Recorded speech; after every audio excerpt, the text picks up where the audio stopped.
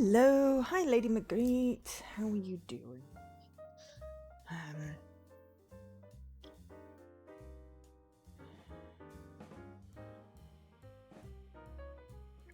Oh dear, right, today,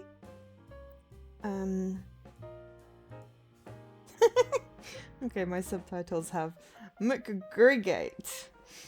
Okay, I mean, Marguerite is like, that's like an actual artist. You should be in the voice recognition. Anyway, hi.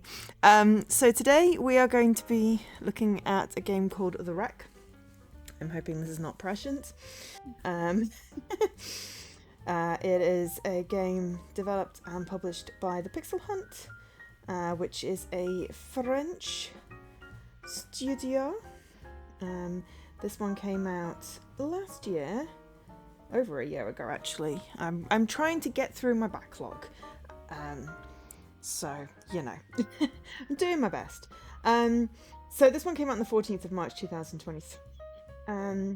It's an ID at Xbox game. Thank you very much to ID at Xbox for the code. It's available on Xbox, obviously, because that's what I'm playing on. PlayStation, Switch, PC, and Mac.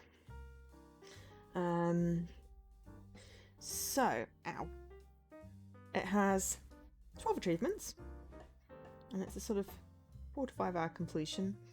So we won't do the whole thing today. We'll do a couple of hours and see where we're at. On Xbox it is £16.74, because for some reason they like to set it at that particular price point, and in US dollars it's $19.99. So at 36, Junon's life is in pieces, her career is stalled, and she's emotionally numb, and her personal life is falling apart.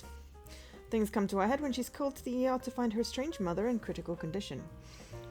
This is the most important day of Junon's life, and unless something changes, it might be her last. Oh, wow.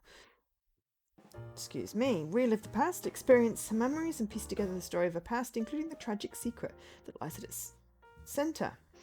In the present, alter the present, use your understanding of Junon's trauma to change how she navigates the day, unlocking new dialogue options and healing broken relationships. Oh, that's cool. Embrace the future. When you're at rock bottom, there's nowhere to go but up. Help Junon find peace with herself and discover the humour, beauty and hope that lie on even life's bleakest days. Okay, so it's a mature 3D visual novel about sisterhood, motherhood, grief and survival.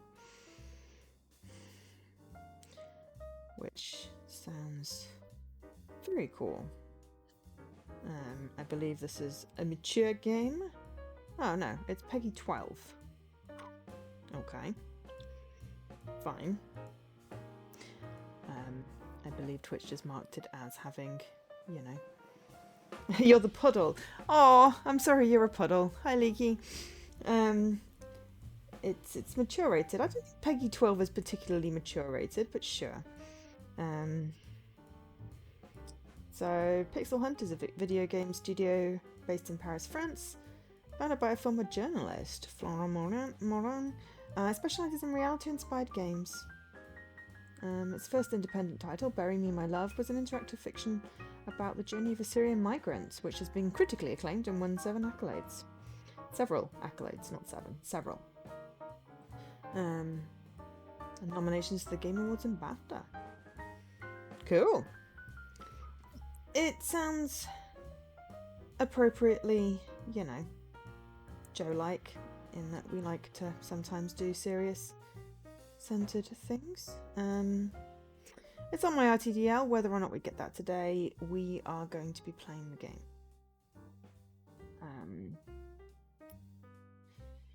So, yeah. Right. Let's load it up. Switch over. Hello, everyone. I was going to eat a Swiss roll. Mini roll. The Pixel Hunt. Ooh, blurry.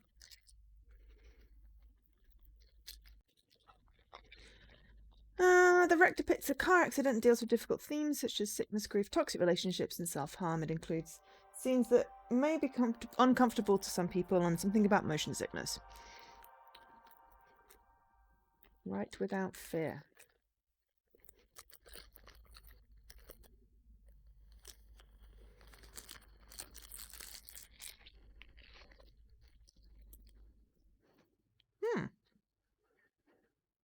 as a desktop. Welcome, writer. Okay. Okay, it has actual volume control. If it connects to my Wi-Fi, that would be weird.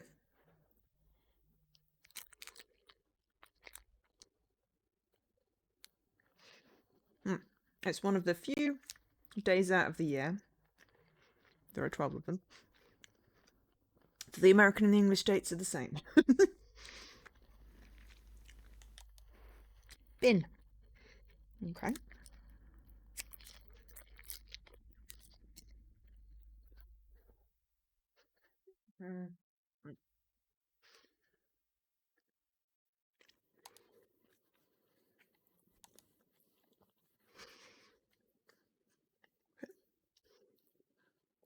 Turn down the music a bit.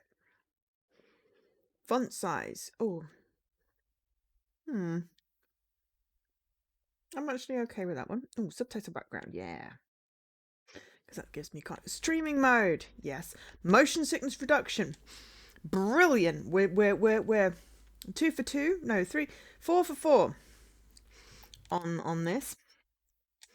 Hold LTLT. I'm okay with that. Control sensitivity, pointer speed, control vibrations. And, well, we may as well have a quick look. Oh, it's another one that's bought and funded by the Kowloon Knights. Written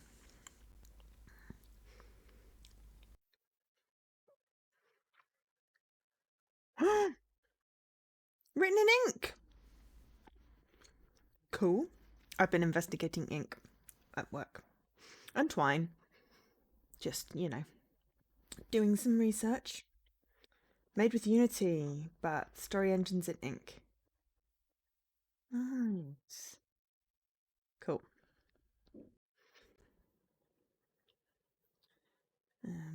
Picture of the blue slug. Picture of the deer. Picture of the hamster. Spoilers. There's a deer, a hamster, and a big blue slug in this.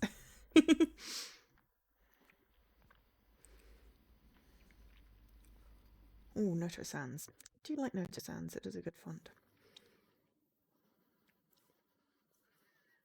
Oh, and it's got voices. Nice.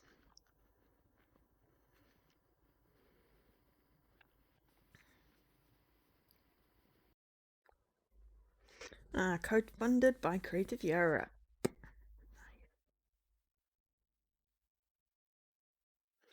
Hi, Jessie. Are we talking about the random to-do list?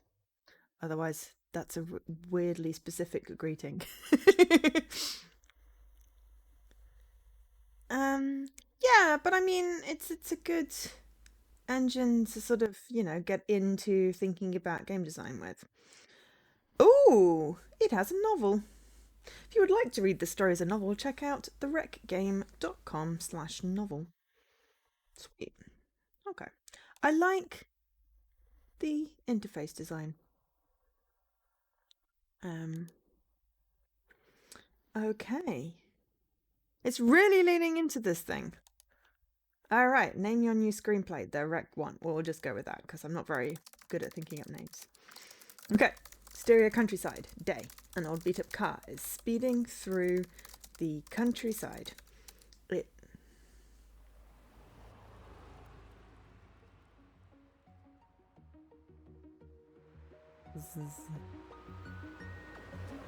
Good for you. Maybe you can go for 25 this month. That would be cool. Is that a kitty? There's a kitty.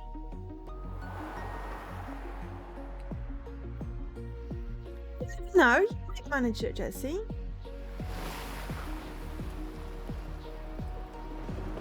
Train! That was not the legally required amount of time to put the thingies down before the train goes past. You have to wait in the car at least like 5 minutes so that you don't accidentally got squashed. There's a train thing near my grandpa's that we always had to wait out before they changed the train thingamajiggies. Oh, hearing. Well, I mean, you know, game collection, curation. I have a confession. I love crappy Oh, romantic we need comedies. to turn it up. Yeah, yeah, it's a cliche. I can't help it. I love them. All those movies have that scene, you know? The girl is at her wit's end. She's been crying her eyes out, her makeup is running, she looks like a zombie. She's done. Which is when Ryan Gosling knocks on her door to coax her out. Miss.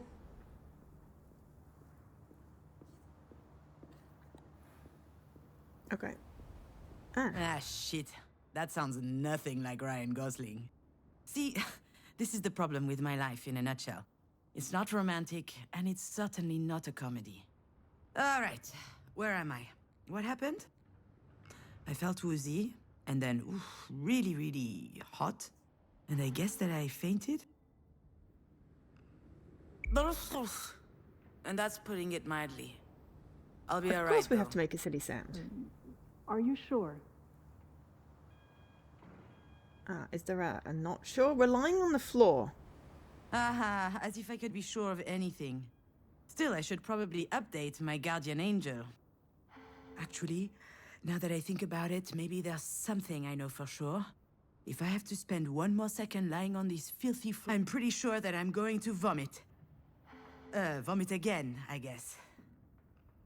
I'm just a little nauseous, is all. I just had a little bit of a moment. A big moment. But it's over now. Sorry, I ducked out. I'm already feeling much better. I can hardly tell her the truth, can I? Most people don't actually want you to be honest with them. Oh, I apologize, Dr. Giagana. I just vomited up my breakfast. I had it all over my chin. It wasn't a good look. It's hardly my fault. I haven't been handling stress very well lately. I guess it depends on what qualifies as lately, If we could take it to mean anything from yesterday to the day I was born, then I'm not lying. Let's just say that it's even more true now. Anyway, this isn't about me. I love the French accent. It's beautiful. I don't know, maybe it's different in France. It possibly is with the trains. And Jesse, you get completions, you earn your rerolls. And then you can get your 25. I'll be out in just a second. Those weren't here before. Do you think they have any idea where they are? I'm sure this comes as a shock, but it is crucial that you understand the situation. Your mom had a brain aneurysm. Do you know what that means? Mom. Funny. I could never get myself to call her mom. She's always been Marie to me. As I understand it, it's a weakened artery wall? Correct. And that artery ruptured, which caused a hemorrhage. It is a serious situation. We need to prepare for whatever happens next, very quickly indeed. I've watched enough Grey's Anatomy to know that this is not good. Fine. I watch Grey's Anatomy. That is my go-to for anything medical now. It's like, oh, I've seen Grey's Anatomy. I know what that is, I think. Let's go with serious. Serious? What can I do? Anything related to medical care will be my team's responsibility. Bleep bloop. But you are her trusted advocate. I'm so sorry, you should be her what aware. now? Do you not remember? This is the reason we called you. We have your name and your number, which means that you signed the release. I have no idea what she's talking about. And since she's not able to express her will, it falls to you to speak on her behalf. But I presume you discussed that when you went through the process. So you must know that there are a number of options to consider. I don't believe it! She put my name on the form without Except when it asking is me. lupus, Leaky. She must have forged my signature. It's hardly a surprise. She's always done that kind of stuff. But I'm not making any important decisions.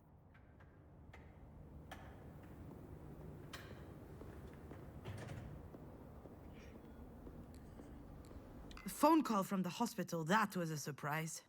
I'd never have thought anything so serious It was would lupus happen that to once, her. and that was funny. Anyway, when she's back on her feet, she's going to have a good laugh about this. The idea of me deciding on her behalf. I've had my share of this kind of responsibility, and it didn't turn out well. However, my dear mother doesn't seem to understand.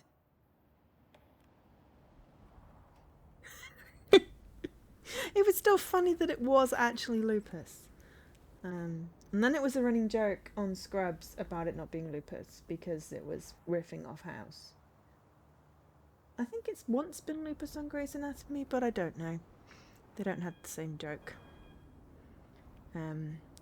So Moria is to die. It's one of the 13 excla verbs, so he is dead. But then it's got Le Soleil, which is the sun.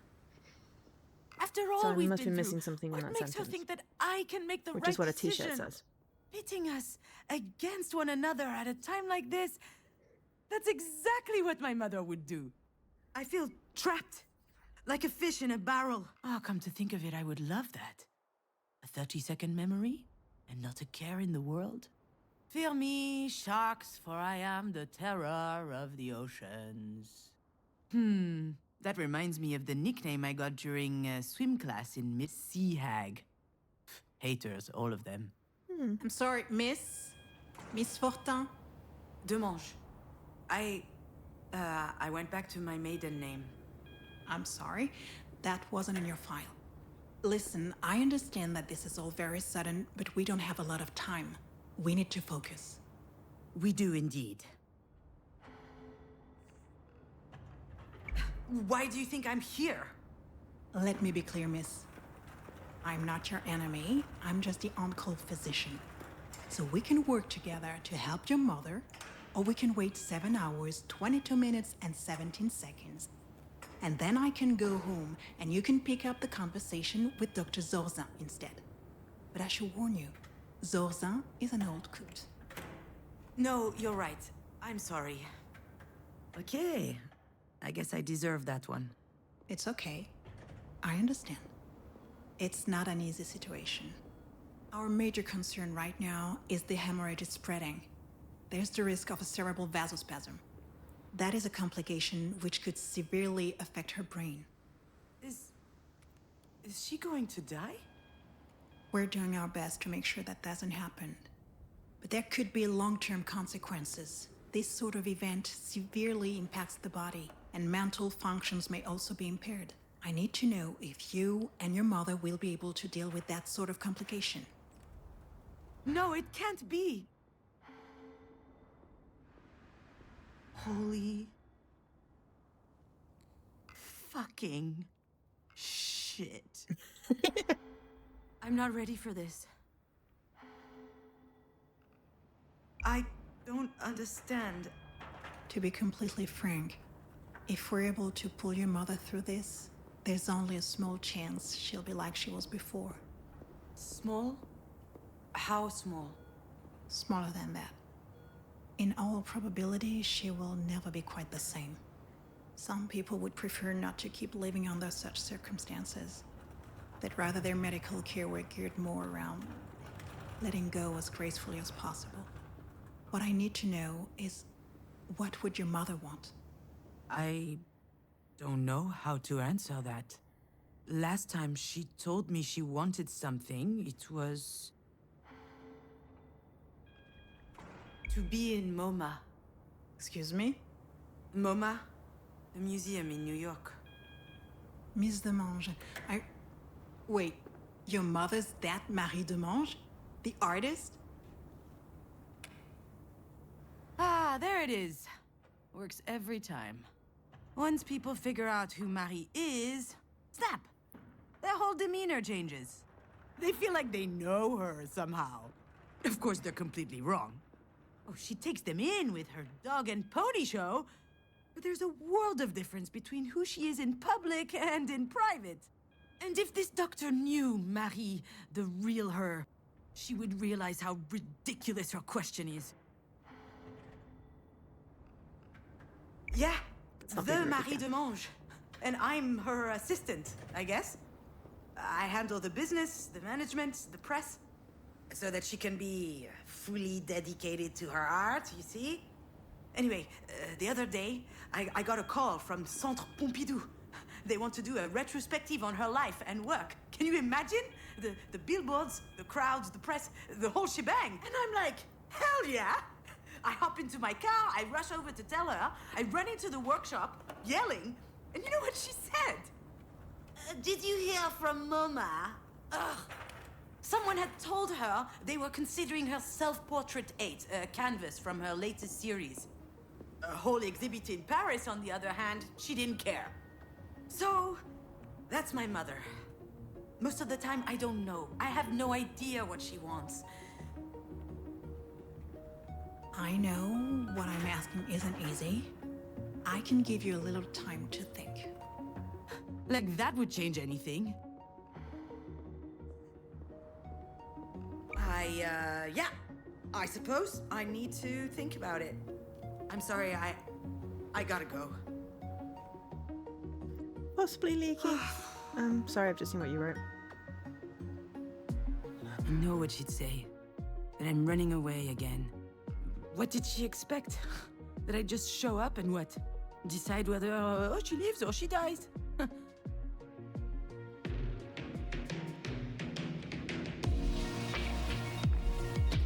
don't even know how I'm supposed to make it to the end of the day, let alone...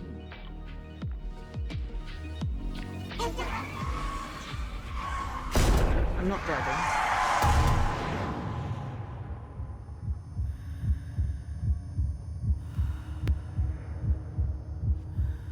I'm just controlling the camera, I think.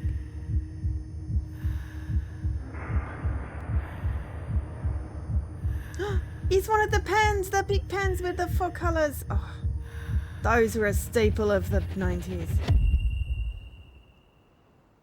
Okay, but I am hitting the yo-yo.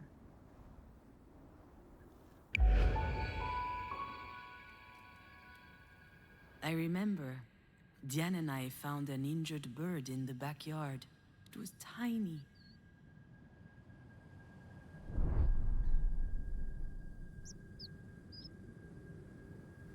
I think it was around the time Marie had set up her new studio in the sunroom.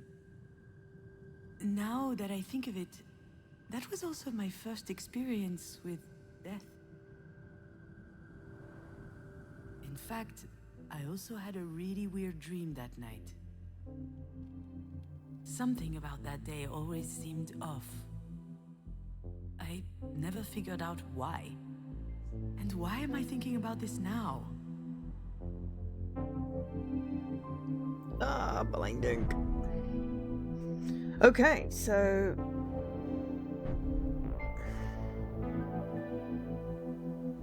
we've got timing mechanics.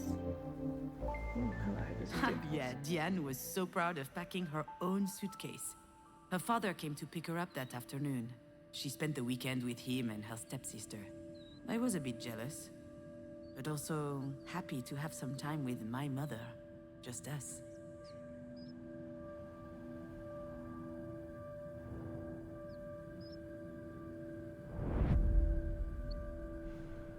Or burb.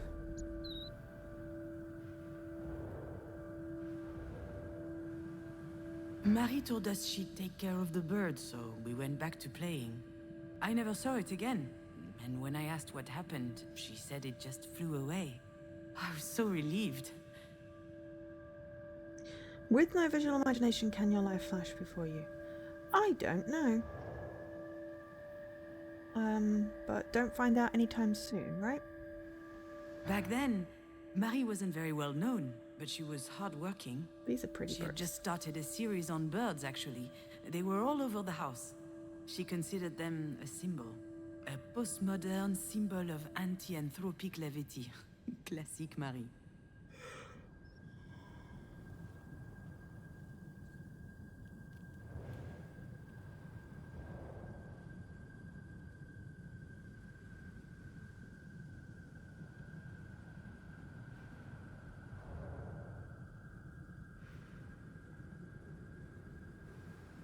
I think I saw a big shadow moving down the hallway that night. I imagined a monster bird was visiting us. For a long time, I thought it was just a strange dream.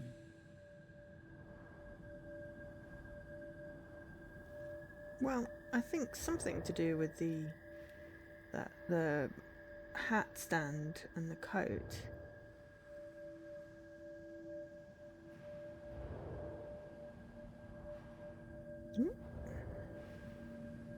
Do you recognize it? This is the mobile that Marie made me before I was born. It's exquisite and delicate. I loved it. And you did too. I think I still have it in a box somewhere.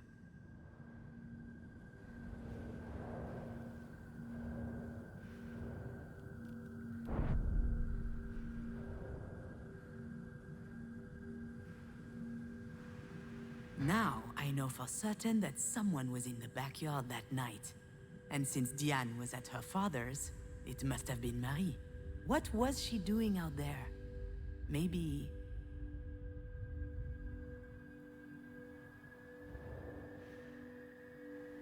The nest was high up in the tree, but the wind blew it down. The bird was obviously young. It was a big fall. It must have been badly hurt. I didn't realize it at the time.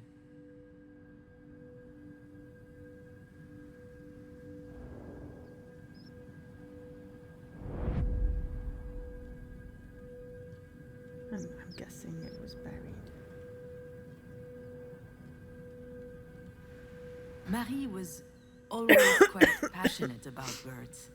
So I suggested we keep this one as a pet once it got better. I could already imagine it. A beautiful cage tucked in the corner of the studio. She got so mad. At the time, I didn't understand why she reacted like that. But now...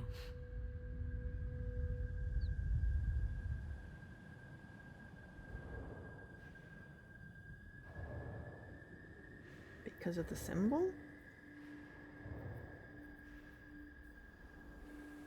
Maybe Marie killed the bird. That's what she was doing out there in the middle of the night, burying it in secret. And it might sound strange, but I also understand why she did it. Excuse me. Sorry. Medication side effects again.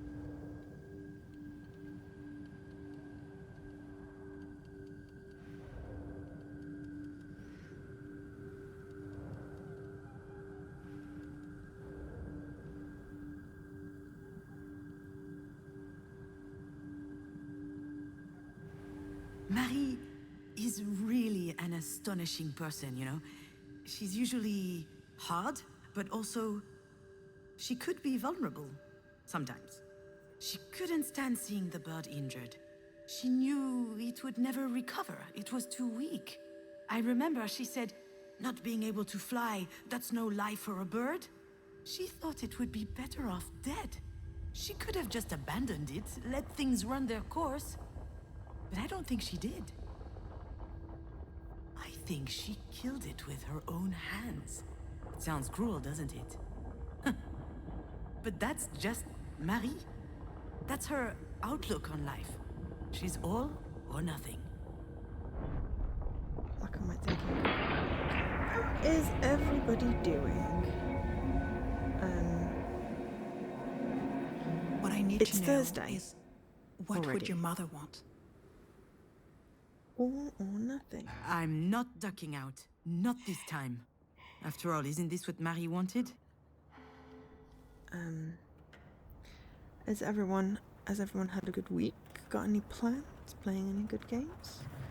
I think... My legs are shaking. Maybe I'm having another turn. I think I need a sugary drink. Understood. Do you need anything? Well, I need more coffee. But if I drink another one, my stomach's going to declare war on the rest of me. You refuse to believe I what, just can't Nikki? speak on my mom's behalf. One thing's for sure, she's a radical. That if a bird can't fly, they're better off dead? Or that it's Thursday? She's all or nothing.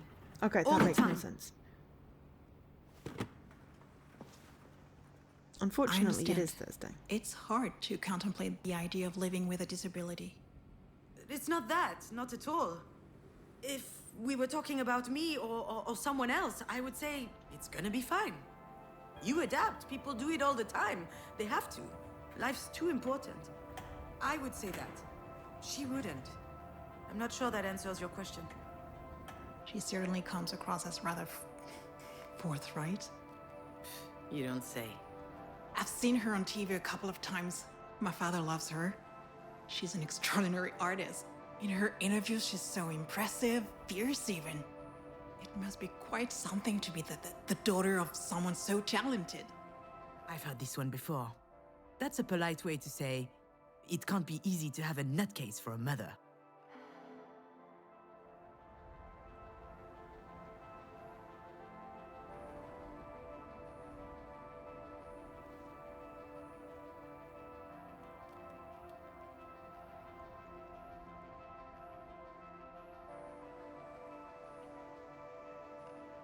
You get used to it.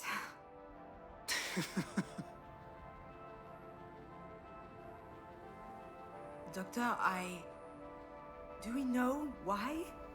Why this happened? We were just having dinner last night. She was fine. There could be a lot of factors. Family history, hypertension, alcohol consumption.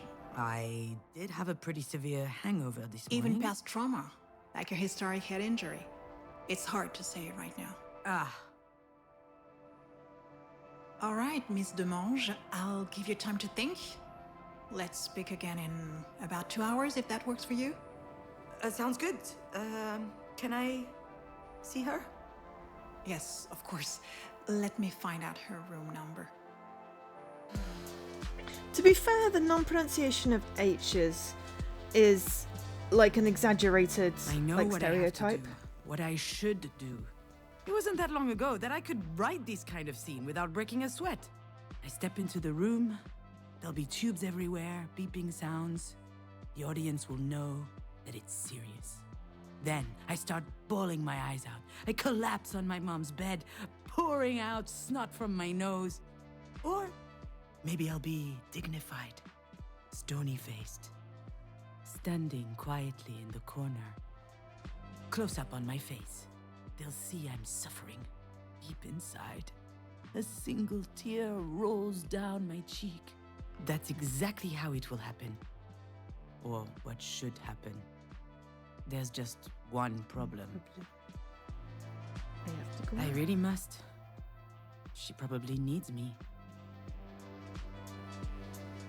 I don't know why, but I can't open that door.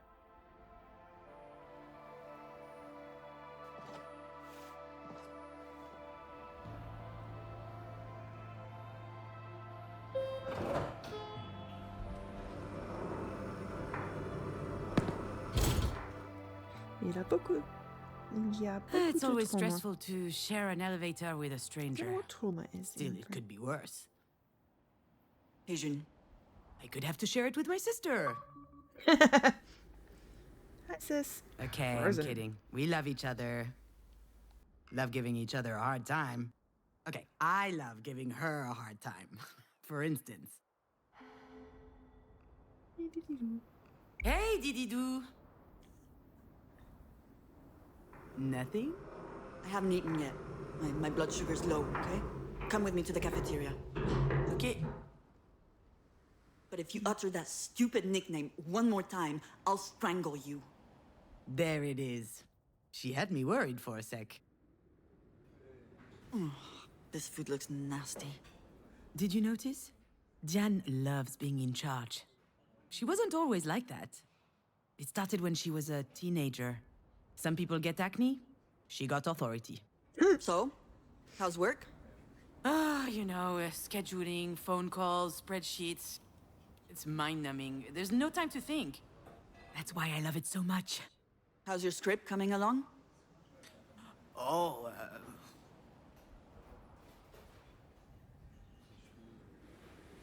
I never should have told her about it. I guess I had a moment of weakness. I thought she would worry less about me if she knew I was working on something creative. But why did I even think she was worrying about it in the first place? She doesn't seem worried now. Better change the subject. And how are you? Well, since you ask, So easy. I was doing good until yesterday. One of my idiot patients up and groped my ass. She's a physical therapist, working with professional athletes. She spends her days massaging pretty boys with 2 brain cells and 0 self-control. She's the best in her field, I've heard. All the major soccer clubs are fighting over her. Probably because she has her own story. She almost became a tennis pro at 17 years old. She was really strong. And then there was some kerfuffle, I don't know what happened, but the league didn't have her back, so she just gave it all up. I've never seen her so angry. Though today's a close second. I wonder what happened to that guy who was stupid enough to grope her. Oh, Jan, I'm sorry. Why? It's not my first rodeo. But that pathetic little virgin really pissed me off. Anyway, he has a broken hand now. Good thing he plays soccer, not volleyball. The worst part is, Whoa. she's not joking. In other news, this place is so stressful. Everyone's way too nice. It is a hospital, Jan. I know. They should be scowling 24/7. So, how is she? I haven't been to see her yet. What are you waiting for? A singing telegram? Sorry, that was uncalled for. This whole situation, it's just a lot. Yeah? Cookies. Sounds like there's something else. Something else bothering you? No, nothing else. Wanna bet that there's something else? Well, I guess, I did meet with the doctor this morning. She told me about your deal. Between Mom and you. And, to be honest, I was shocked. Were you going to tell me at some point? Ugh, see? I knew that this whole trusted advocate thing would never fly. The only question is, will she believe me when I tell her I didn't know? Given the state she's in, I wouldn't bet on it. Look, I'm sure you're upset. Of course I'm upset. We just found out that Mom might die. Does that mean nothing to you? It does. Of course it does. But it's okay. I'm handling it. You know, I'm perfectly capable of making this decision. Just leave it to me this time. What's going on, June? I'm sorry? Something's wrong. Could be the grapefruit. I read somewhere that it's really toxic. And, No, it's not the grapefruit. I don't recognize you. You're different. Ooh, she wants to talk. Seriously. That's just her way to cope with stress. She needs to dissect things to understand them. And she needs to understand things in order to control them. So, what's the play? Idiot or goldfish? Maybe if I say nothing, she'll leave me alone? Silence. And don't pretend you can't hear me. I guess I can't get out of this one. You're acting like some kind of robot. You're all closed off. He is dead, the son. And you clearly aren't considering how I feel about all this. What's the game here? Where's the Jan I know? She's got some nerve lecturing me as though nothing happened. I'm not gonna lie, she's not entirely wrong. I haven't exactly been brimming over with empathy recently. It's not my fault, you know, it just makes it easier to get through the day. For me, at least. I'm not sure how anyone else manages. Okay, maybe I am a little bit distant, but have you thought about my situation? See? That's exactly the problem. And, okay, this is going to make me sound like a huge asshole yet again, but I'm used to that. I've been meaning to talk to you about this, so why not do it now? We're here for Mom, and you can see how hard this is on me. And yet, here we are, yet again, talking about you. What happened to you was awful. It really was. Absolutely horrible.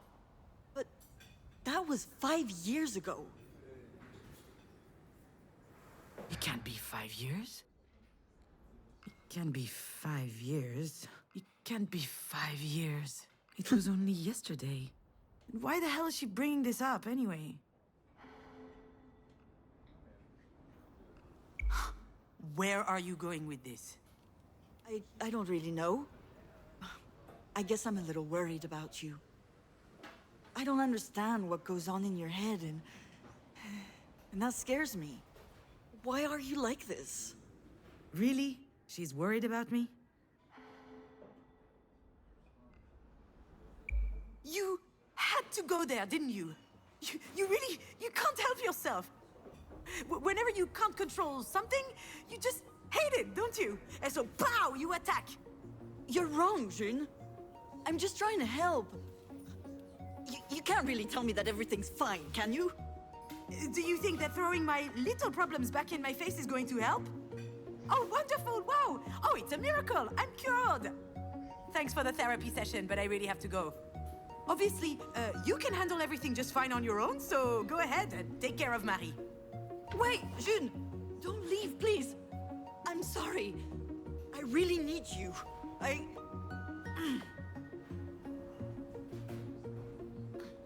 really am a dumbass. She really is a dumbass.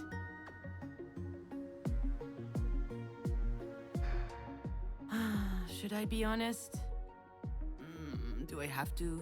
I just grabbed the first opportunity to put up a stink so I could get the hell out of there. Of course I'm weird. And I can see how that might freak her out.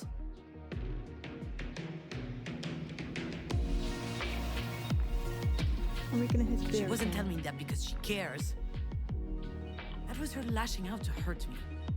Oh, what?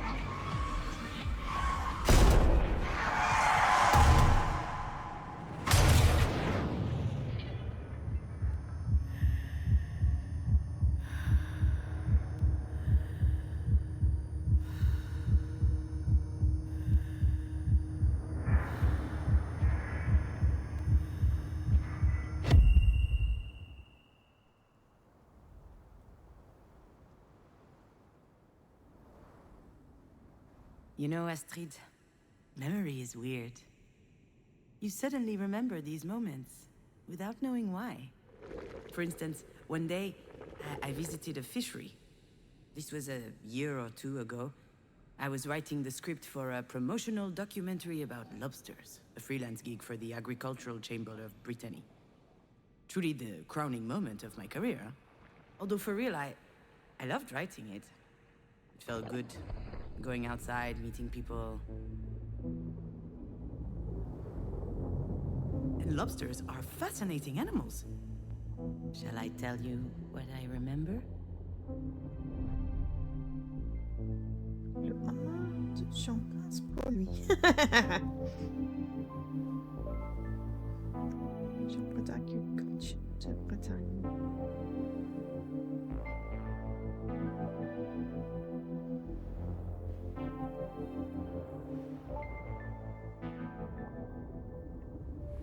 Female lobsters may lay over 100,000 eggs in their lifetime.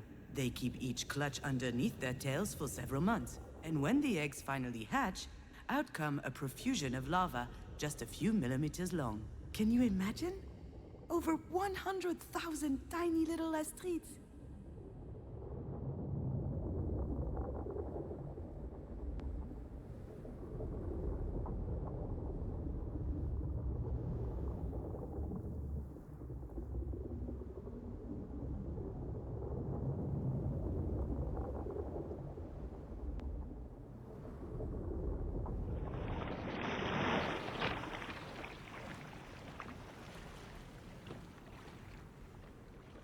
Lobsters have a chitinous exoskeleton, a durable and tensile material that protects them fully.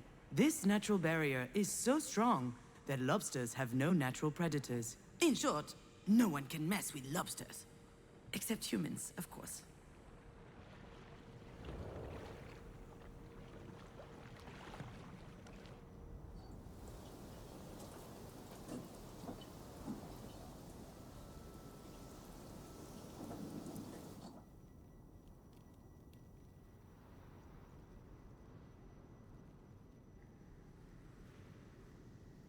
Lobsters are a mystery to science because they don't age. Their cells replace themselves perfectly, which allows them to never stop growing throughout their lives.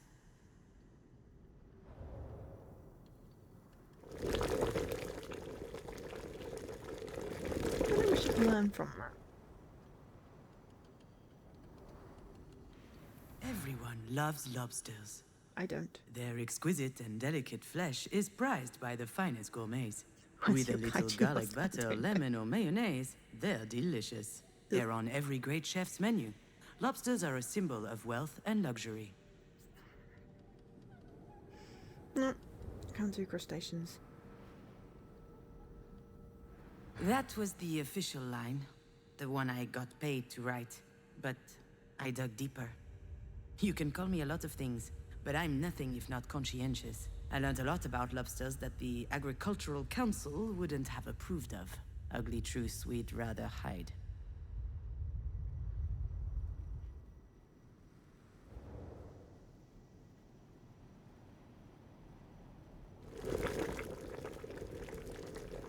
Everyone loves lobsters. But to truly love them, first you have to cook them. And to cook them, you have to kill them. There are two ways, traditional or modern. The modern way is to stick a sharp knife into their head. But since their nervous system is distributed through ganglia that run down their back, destroying the brain doesn't kill them.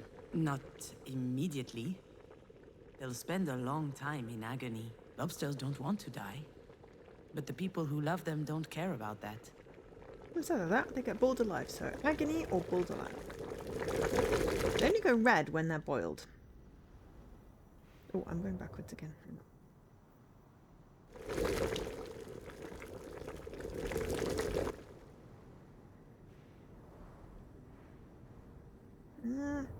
Lobsters don't age, but after a while their shells do.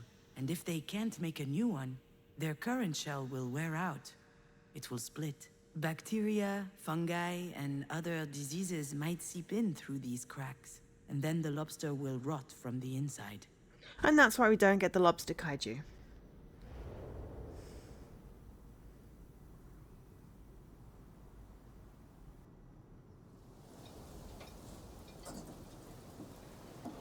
Lobsters have a chitinous exoskeleton, but sometimes they feel trapped in it, so they molt.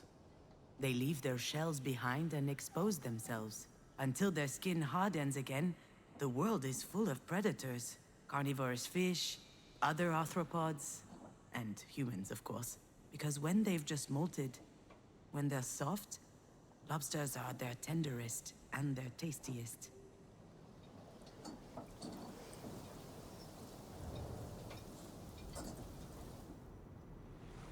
I need a lobster first, lobster.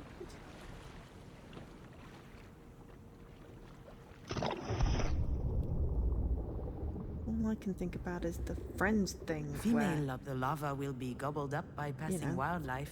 The young ones will be poisoned by water pollution. Their livers filled with heavy metals and microplastics. And those who grow big enough will be plucked out of the sea by humans to end up on a fishmonger's stall.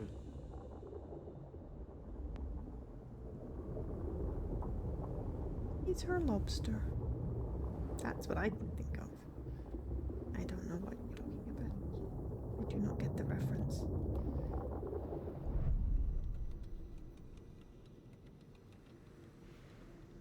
All this to say, being fake? Writing pretty lies? That doesn't bother me.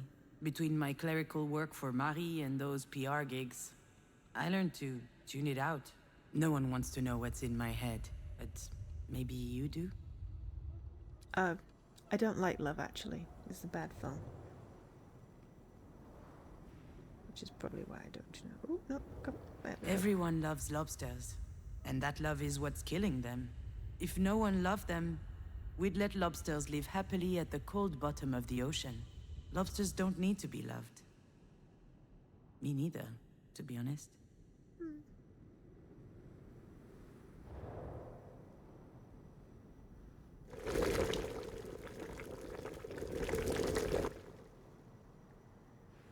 Lobsters don't age. In fact, they could never die at all. If they just stayed in their holes, they'd never get sick. They'd never get harvested or trapped. Unfortunately, lobsters grow. Maybe that's the big difference between them and me.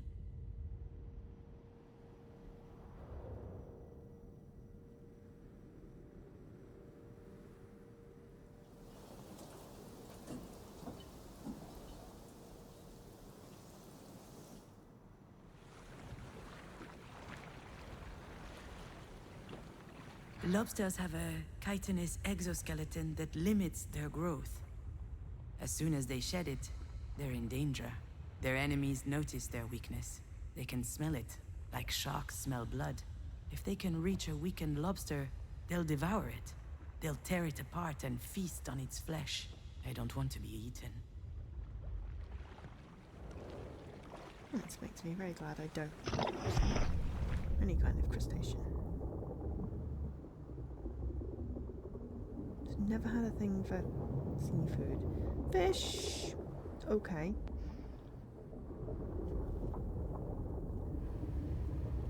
Okay, this alone just keeps on Females getting might bigger. think that the sea is salty from all the tears shed by lobster mothers, but they don't cry. What good would all that sorrow do?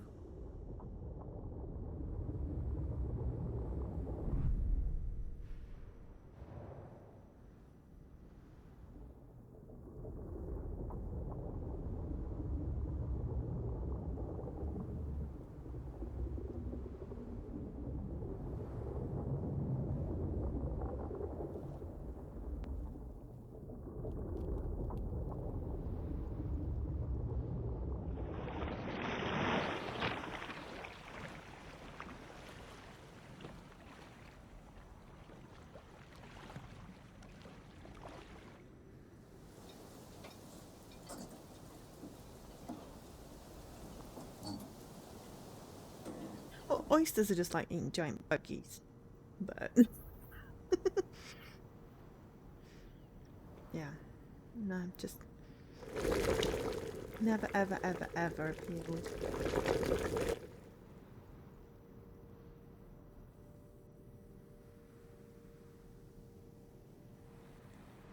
You know, Astrid, memory is weird. You suddenly remember these moments without knowing why, until you realize it's trying to teach you something crucial. That day, I learned that I needed to be stronger than a lobster, to never molt, to never get eaten, to just hide in my hole, to never cry. That's the only way that I could keep on living after you died, my little fawn. I don't want anything. I don't expect anything. I feel nothing. It's Astrid.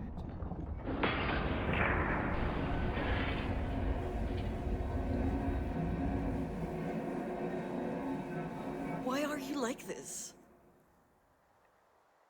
She's right. I have been weird lately. Honestly, I'm glad she noticed. You're right. I am? Because I was starting to think that I was just being a dumbass. Oh, you're totally a dumbass. You can't just bring up Astrid's death out of the blue and throw it in my face. But you are right. With her gone, something inside me is broken. I just don't feel Partner anything. of some kind? Everything just slides off me. I'm Teflon. Sealed off. Lesbian lover. Like a damn lobster. A lobster? And you're right. Lobsters It's been mate for life. 5 years already. But I'm still trying to figure out how the hell I'm meant to reconnect with my life. I understand. I mean, I know I can't understand, but I think I get it. Is there anything I can do to help? I don't think so. Well, you can keep on beating up idiots, but that's more of a public service than for me specifically. I will. You know, I admire you. Sure you do. You've always been the sensitive one. That's classic Marie right there.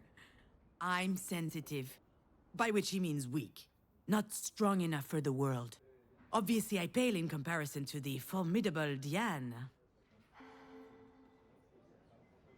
Yep, that's me. So fragile. That's not what I mean. Mom raised us to bite before we get bitten. That was the only way out she could see. And I guess I took her literally. But you weren't like that. You knew how to listen. You got people. You were less scared of them. I always loved that about you. That's new. What the hell do I say to that? That's the nicest thing you've ever said to me. Yeah, right. Knock it off. I don't know why it's so difficult for us.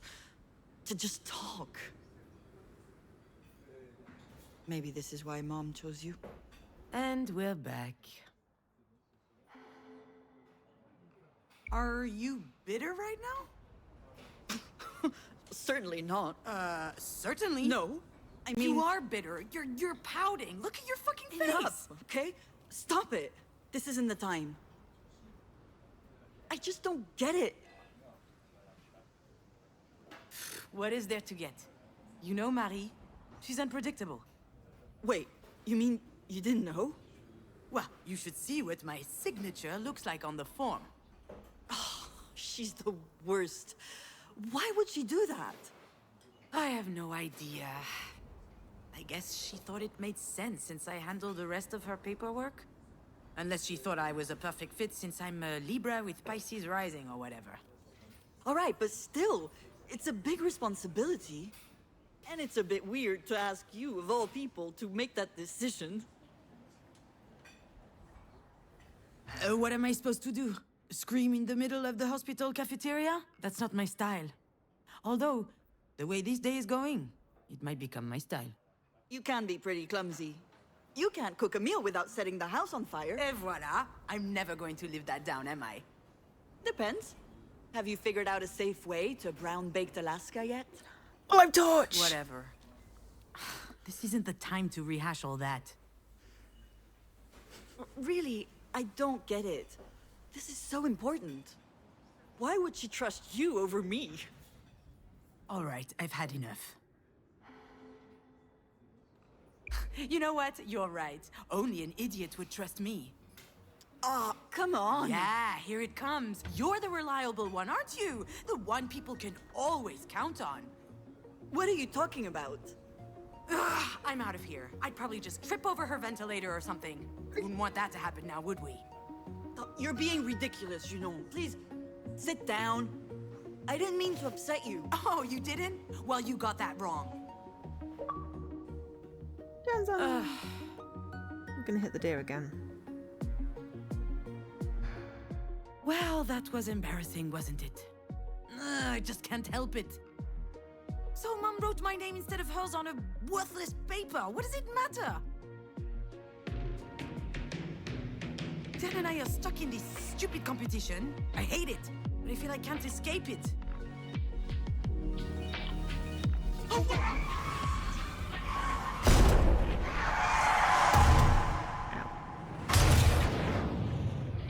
Well, we did that. We did the shell. What are we getting this time? Helpers?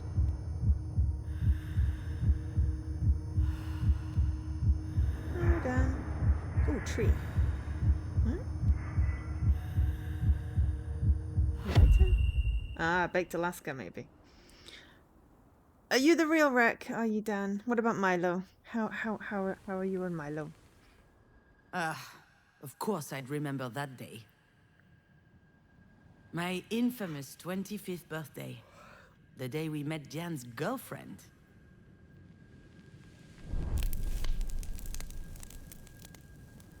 The day we danced a little, ate a little, and drank too much. But most of all, the day everyone went home early because I set the kitchen on fire while making dessert. There's plenty about that night I never told Diane.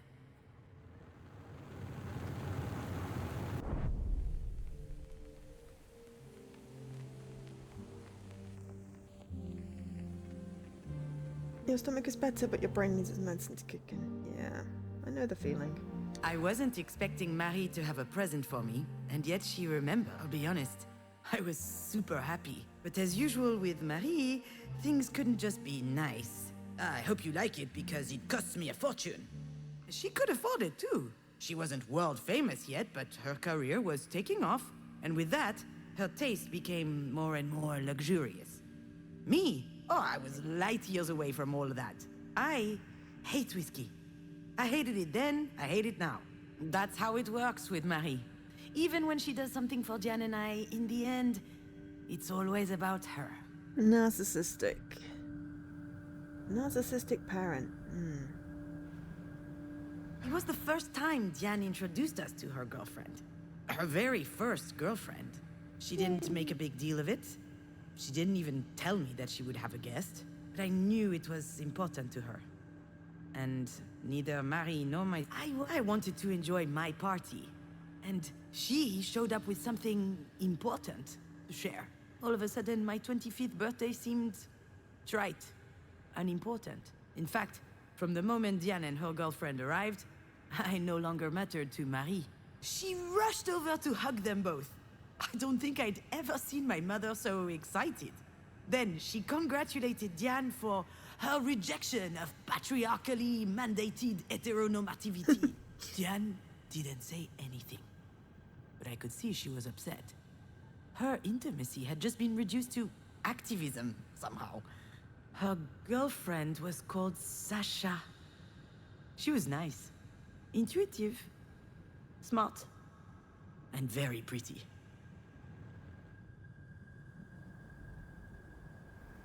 I was quite reluctant to organize this party. It was the last birthday I would celebrate at Marie's. Your dad and I were about to move in together. So I wanted to make it special. Oh. To impress my mother. Earn her respect, maybe even her admiration. But that would only happen if everything were perfect. The fire made it a complete failure. But to be honest, she'd have found some problem anyway. Maybe Astrid was her kid. Ah, tu aimes la réjection du patriarcat hétéronormatif. Bien. Moi aussi.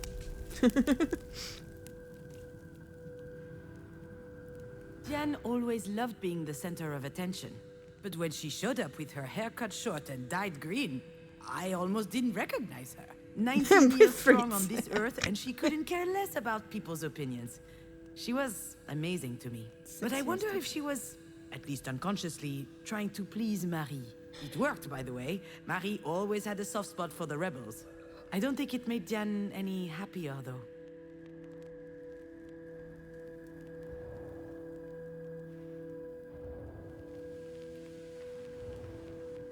I was so stressed out that night that I started drinking early. Marie loves to drink, so does Diane, and her girlfriend Sasha followed along. Long story short, we got drunk fast. All four of us. We had booze, we had cigarettes, plus the other stuff. I don't have to tell you everything. And after a while, Diane was completely out. She could barely stand.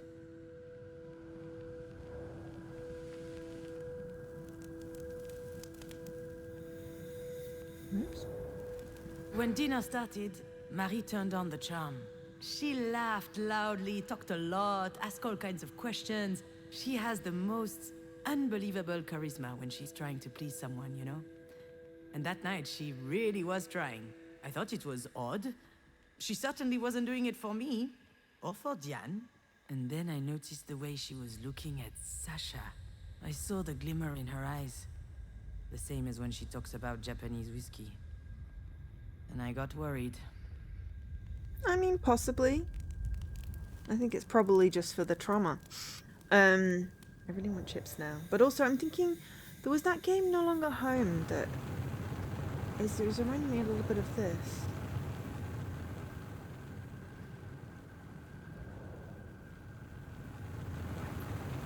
Oops. Alex called several times that night. He wanted to know how things were going. He had a hunch things would be tense, and he wanted to be my emotional hotline. I didn't answer. I wanted to fend for myself. It's why I didn't invite him in the first place. I'll admit, sometimes his support was stifling. Okay, right. I'm just going to say that had mardi, the 29th of Janvier, and cet appel manque, but it had pull up to open. You're going to translate it into French? I don't think it should be French. That's my only complaint so far.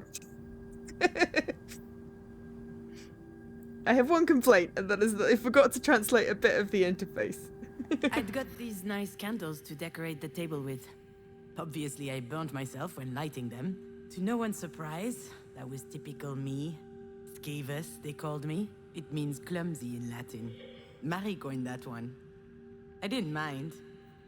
Quite the contrary. In any family, Everyone plays a role. You just need to find the one that suits you.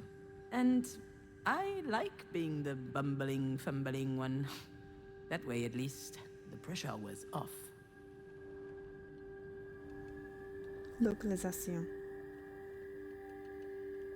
I always do I-18N. It's internationalisation. Can't say it with a French accent. Internationalization. L10N, I-18N. So, yes, Jan and I were trapped in this ridiculous rivalry. The choir girl versus the rebel.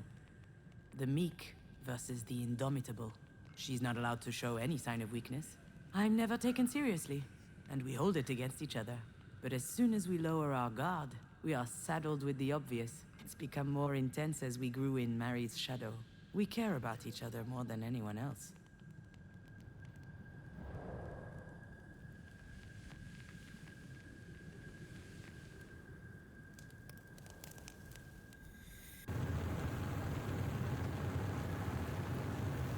The flames went up very high, very quickly. Everyone ran into the kitchen. Marie, Diane, and Sasha. That sobered her up. She grabbed the extinguisher from the cupboard and put out the fire. She laughed her ass off about it later. I said it was an accident. I was trying to brown the baked Alaska, but it got out of hand. No one questioned my version of events. The whole thing was just classic me. Alex wasn't there to defend me, and I just sucked it up. I never saw Sasha after that day. She and Diane broke up a few weeks later. Was it not an accident then? Did you set shit on purposely on fire? What happens if I do it backwards?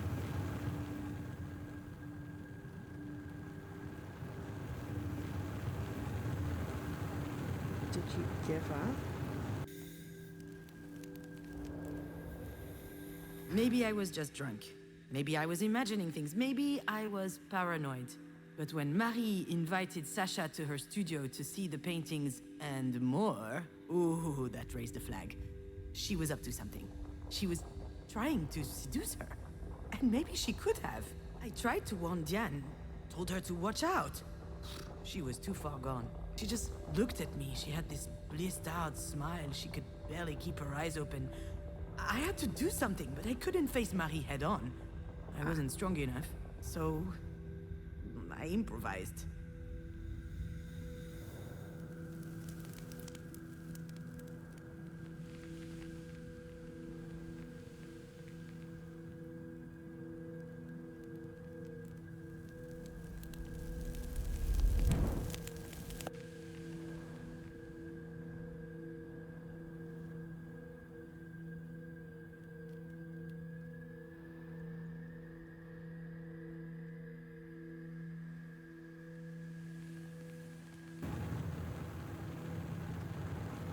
Arson. No one noticed the bottle of Japanese whiskey was completely empty. Alcohol burns nicely on the stove. It was perfect for me to craft a diversion. And you know what? I wasn't even that drunk. I was mostly angry. At Marie. At myself. At my inability to confront her face to face. Maybe nothing happened after all. Maybe Marie didn't try anything. I'll never know. But I was scared enough for Diane's relationship that I set the kitchen on fire.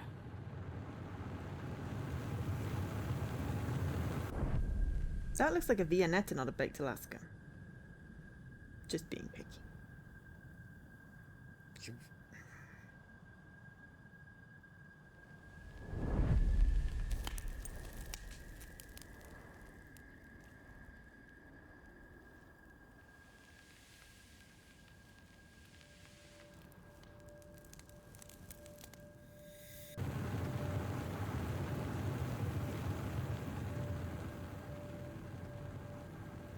I never That's the told word. Diane what happened.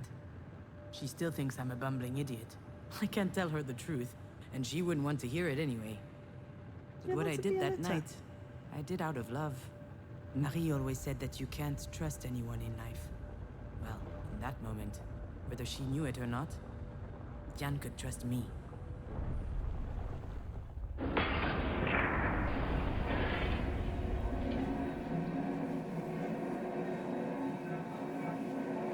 would she trust you over me?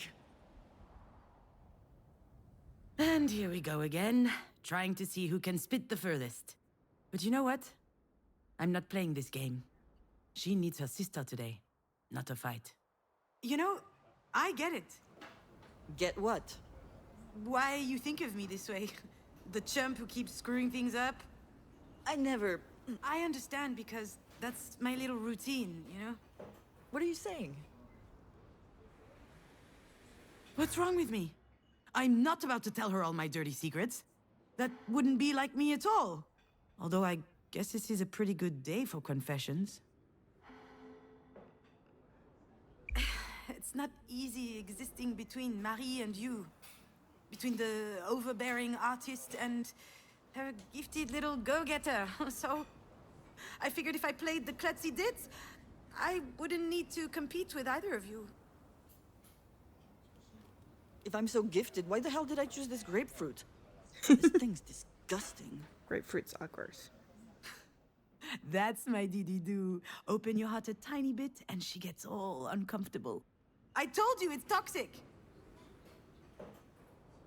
Understand this. We both know things can be tense between us. It messes with It medication would be as well. easier if I could act like this is all her fault. I swear I've got a medication that in the leaflet it says do not eat more than like something, a bit of grapefruit or grapefruit juice or something like that. Jan's competitive spirit is unmatched. She has to be the first in everything. But it's like Can not make her a even... little stupid sometimes. Oh, just It's like when she was training bitter. for tennis, or when we did hamster races. It's bitter rather than sour. I like sour, I like sweet, but bitter is not a good thing. Yeah, exactly. Racing hamsters. Pretty cool, huh?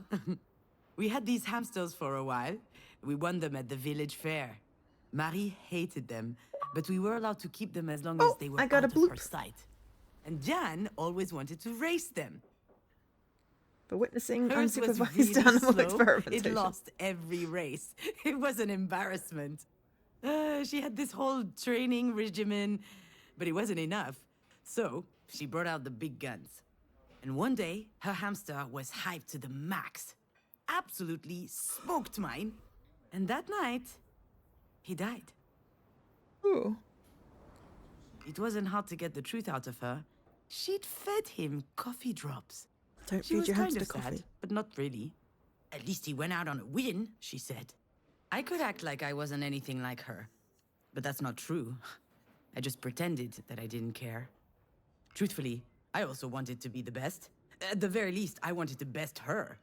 As if we were always competing with each other, and it was exhausting. Some days it was hard. But whatever happened, I've always tried to protect you. I don't need anyone's protection. Yeah, it sounds weird when I say it out loud. You're the strongest person I know. And you're built like a sea cucumber. Look, all I'm saying is, I was always on your side when it mattered. Are you talking about Mom right now? Not just her. Yeah, I'm totally talking about Marie. I'm talking about the fact that you're my sister, and that's special to me. And I know it's the same to you. Listen, Diane, I have no idea how things are going to play out with Marie. And it's true, I have been feeling out of it for a little while now. But I do know one thing. That's going to help us. What do you mean? I mean that being a psychopathic robot has its perks. Cool heads prevail. And I think this is going to help us make the right choice. The best choice for Marie, sure. But for you and me, too. Maybe. Why are you looking at me like that? It's just... I'm not used to seeing you like this. You sound confident. It suits you. All right, so what do we do? I have no idea. But I'm not going to tell her that right now. I need to find a different tack.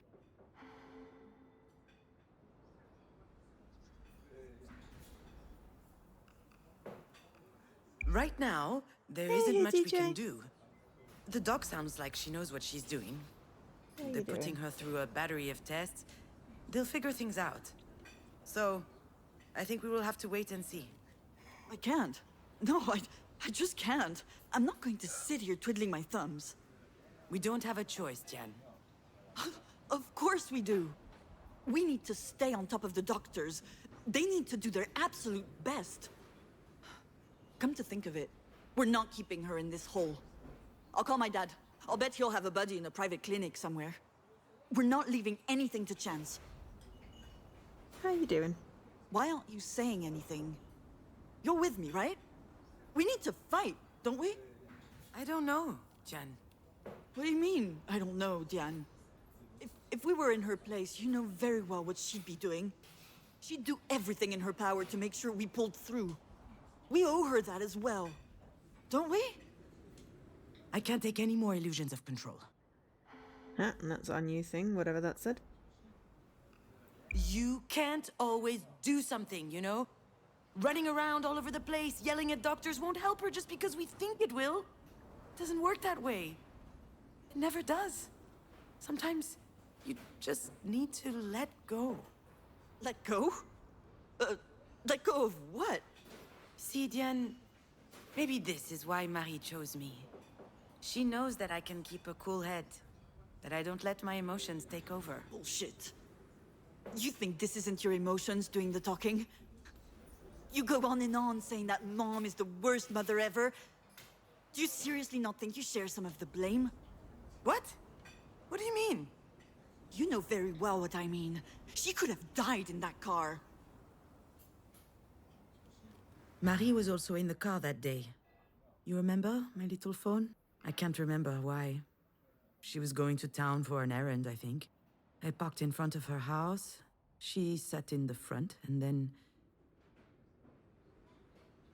she was by my side when I woke up in the hospital. Jan's right. Marie could have died. And the doctor said that this sort of thing can happen due to trauma from years ago. So it's all my fault then? Are you saying that? All of this is happening because of me? Of course not. But since the accident, she's given you work. She's done her best to help you. And you just want to let her die? Shit, I'm not going to give up on her. If you hate her, that's your problem. You're out of your damn mind. Oh, come on. You're so transparent. Shut up! I don't want to hear any more of this. I'm leaving.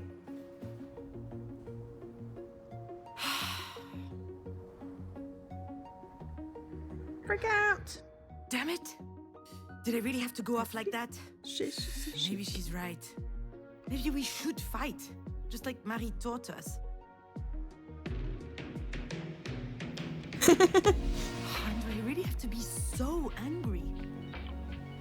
Do I really hate my mother? Well, I am just very happy that you like watching my channels. Coming up on anniversary, Twitch anniversary soon. Philly anniversary as well. Okay, we did the yo-yo, we did the show, we did the lighter. What were we talking about?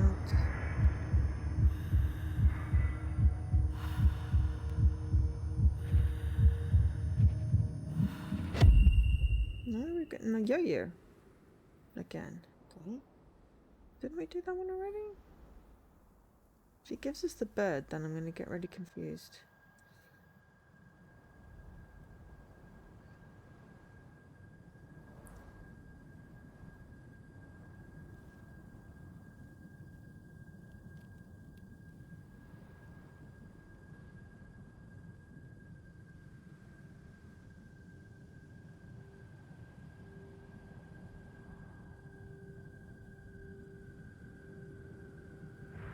It does look like the beginning of the bird one again.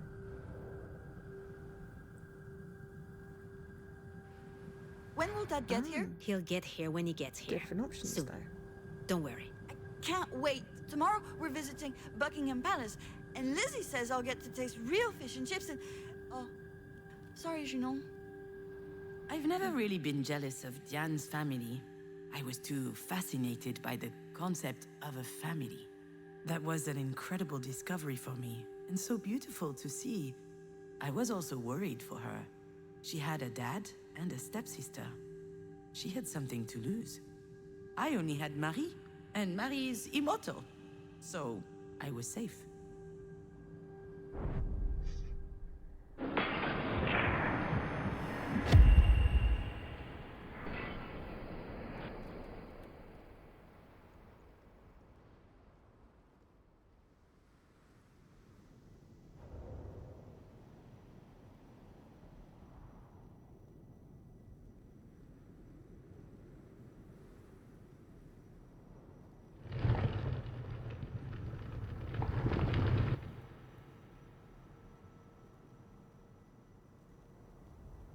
Does he need to find something else to put in redemptions? I don't know, I have thousands of the damn things on everybody's stream. Oops. So why do you put the elastic bands round their claws? Is it so they don't cut your fingers? I appreciate the concern, but no, ma'am. Without the bands, they would just eat each other. When the guy said that, my mind jumped to my mother. She used to warn me about people and how dangerous they could be. Even me, she said. Don't trust me. Trust no one but yourself. Ah, it was exhausting.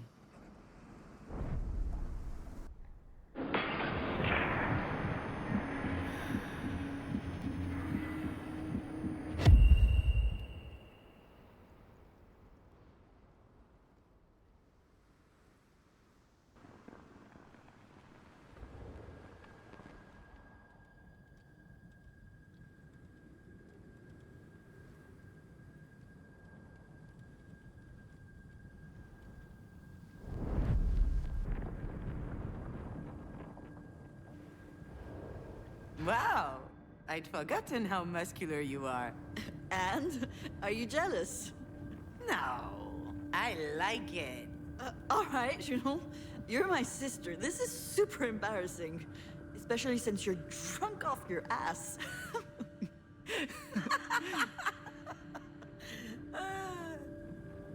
I've always found Diane's presence comforting. She only has to stand by me and I start to breathe easier. It's funny how you forget the obvious stuff as time goes by.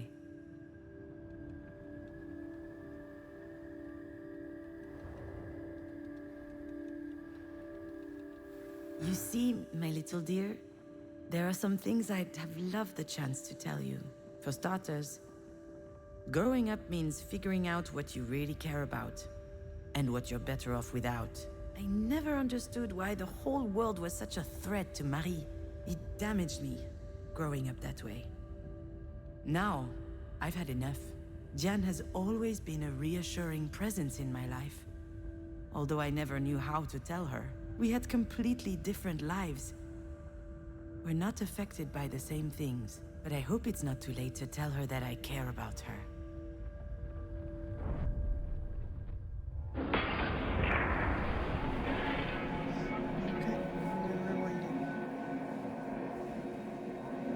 We owe her that as well. But, ooh. Oh my gosh. It's literally written out as like a screenplay. Okay, I need a quick break.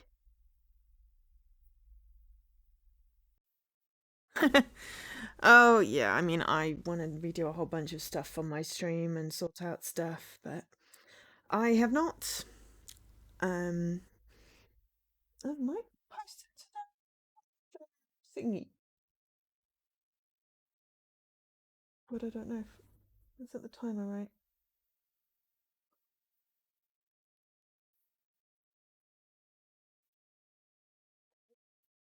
Anyway, just gonna have a.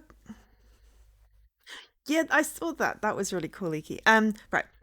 I just need a small break. Take this time to have a stretch yourselves, get a hydrate, get a snack. Hopefully you remember to eat, take your meds, whatever you need a reminder to do. And I'll be back in a few minutes. You're not missing anything. I'm gonna run an ad. Resume writing. Diane, we owe her that as well. Don't we? There we go. She's terrified, actually. My little sister. I need to comfort her. Show her that I'm here for her. That she's not alone. You know what? Right about now, there's nothing we can do for Marie. Nothing at all. But I know this bothers you, and I understand. But that's how it is.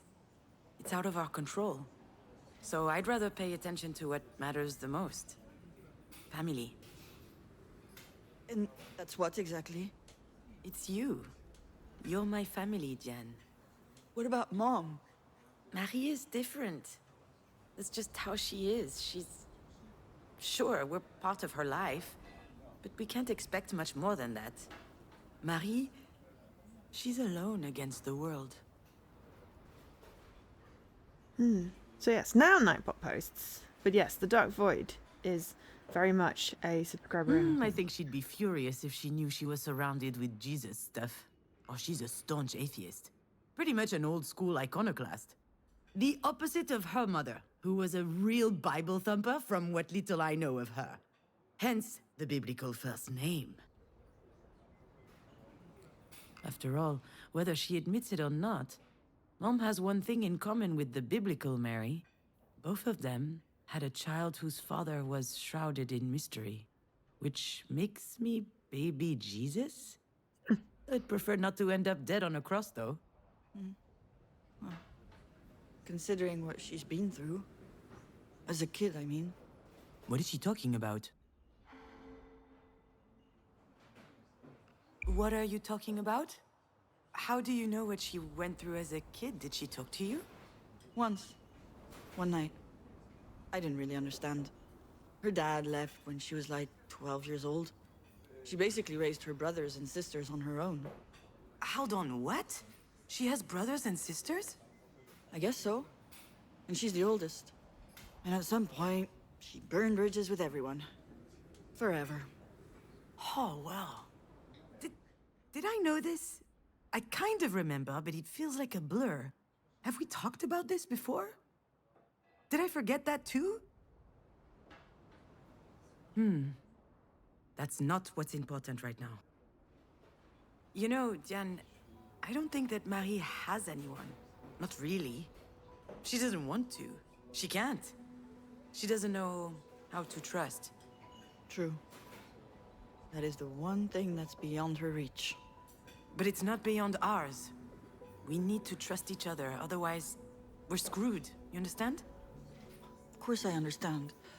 I've spent years trying to get her to pay attention to me.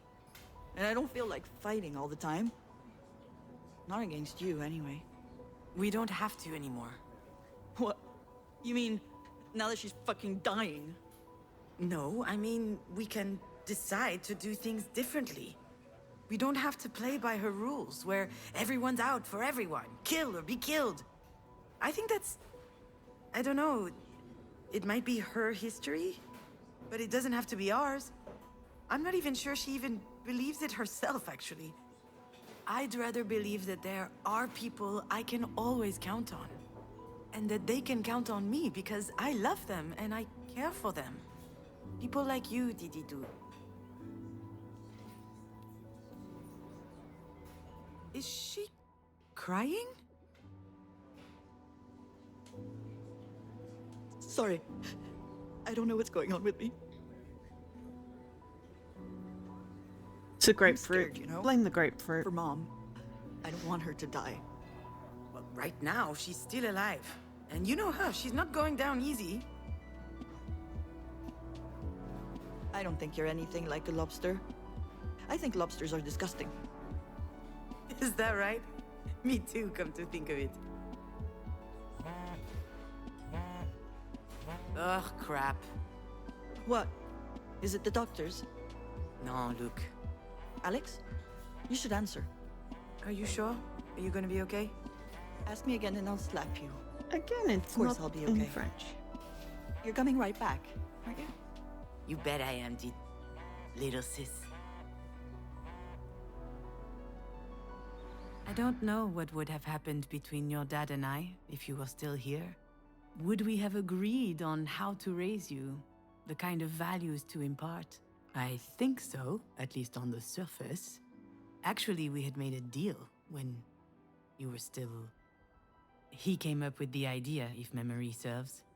We don't contradict each other in front of Astrid. If we have to fight, we do it in private. But that never happened anyway. Your dad doesn't get angry. Perhaps because he hates confrontation. God damn it, you know. Okay, pretend I didn't say anything, huh? Hello, Alex. How are you doing, Alex? Oh, I'm so glad to hear from you, Alex. Did you take it? I have no idea what you're talking about. I know exactly what he's talking about. I just have Yeah. no desire to talk about it right Sorry, now. I've got a restless cursor. The house. Astrid's dollhouse. It used to be in my office and now it isn't. And I need it for work. I'm using it as a reference for level design. Can I call you later? Hold on, where am I right now? I guess I wandered into a decommissioned part of the hospital. Ooh, it's kind of spooky. No, you cannot call me later. It's easy. Just tell me if you have it. It will take 2 seconds. Your dad is getting on my nerves. I'm sorry, but it's true. All right, Alex, listen. Okay, come on, keep your cool. Try and be mindful. I'm going to hang up now. I blew off Diane to pick up the phone, thinking this was an emergency. But it is an emergency. I'm sure Diane will understand. Alex, you don't know. Fine. The one time I need your help... Oh, poor guy. He's about to feel very bad about this. Oh well, that was his dumb choice. Alex, I'm at the hospital. Oh shit. Are you okay? What happened? Or was it Diane? Don't worry, I'm fine, and so is your dear Diane. It's my mother. She had... I should be happy that he's relieved, but man, that's harsh. But let's be honest, Alex has never been too keen on her anyway. Do you want to know how he described her? The mug of a James Bond villain, the personality of a public restroom, and the pictorial style of a drunken tardigrade. I'm sure he thought that she was being unfair to me, and that annoyed him. So he avoided her as much as possible. The worst part is that she loved him, but he could see right through her. Marie's self-assurance, her way of looking down on everyone. He often told me that he wasn't buying it, that it was pretend. Alex didn't like that I wasn't as critical of Marie as he was. He probably thought that I was a bit masochistic. I wasn't. It's just that I'm her daughter, and she is my only mother. Alex, this is my mother we're talking about. I mean, sure, this is Marie, but still. What happened to our lady of the paintbrush? I know it wasn't her heart. She doesn't have one.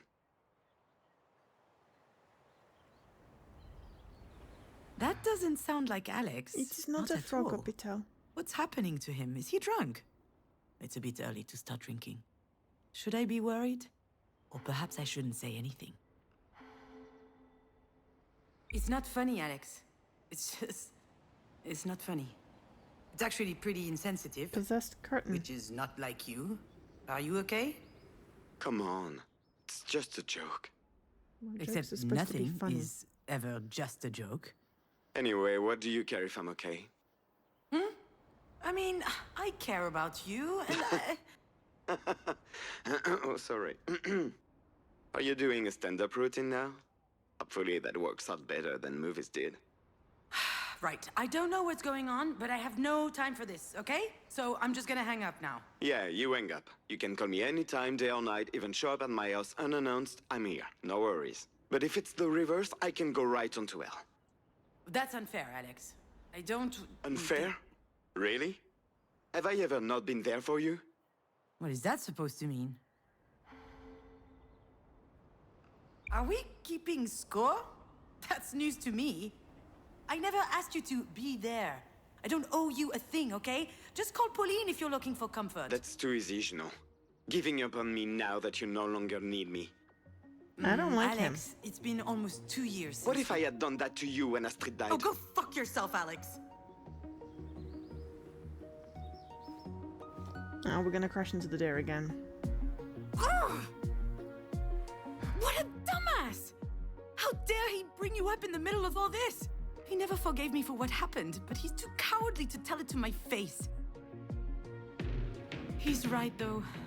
I don't know how I would have managed if he weren't there when you... And on top of that, I hold him responsible. I guess I'm an ungrateful bitch, huh? Frog is grenouille. His frog's legs are cuisse de grenouille.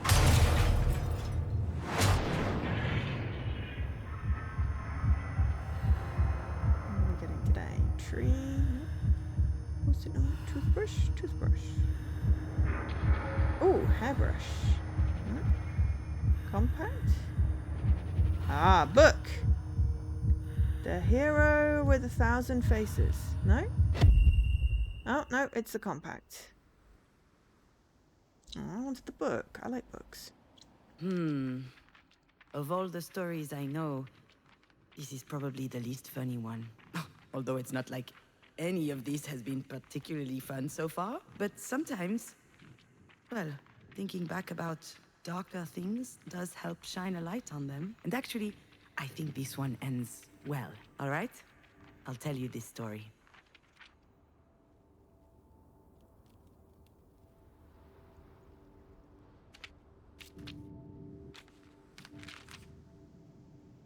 Alex was a great dad who took good care of his child. He showered her, cooked her food, invented games for her. Anytime the little girl was home, his deep laughter would shake the house's walls. It's got And Guybrush then Threepwood one hair. day, Alex no longer feels like laughing.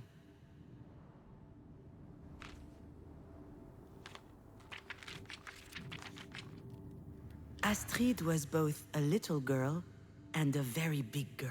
When she turned 4, she decided she would brush her own teeth. She was so eager to grow up. And then one day, Astrid disappears.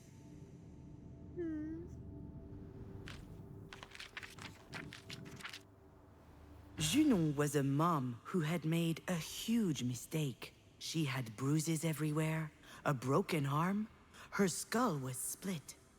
It wasn't a pretty sight, but Alex didn't mind and still took care of her. Junon was quite sure that she didn't deserve it.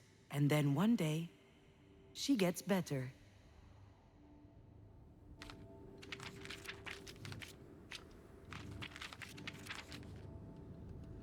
Marie was a grandmother who was often angry. As a result, she and Junon did not talk much.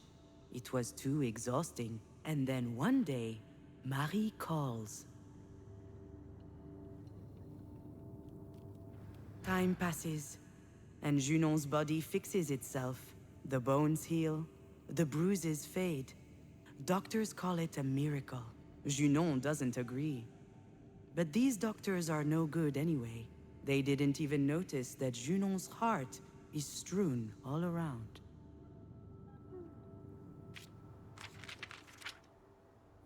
Time passes, but a big little girl doesn't just disappear. She leaves toys and drawings lying around, and all kinds of fist-sized marks, like tiny little clenched fists punching holes into Junon's heart.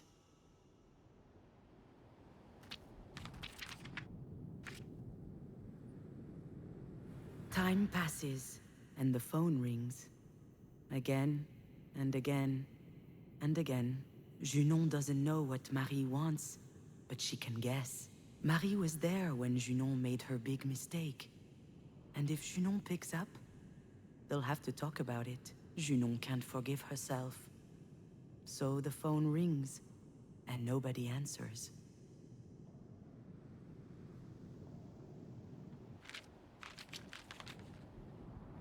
Time passes, and Alex is still standing. He misses his daughter. He misses laughing, too. But he doesn't show it. He's taking care of everything. He cleans up, he cooks, he washes.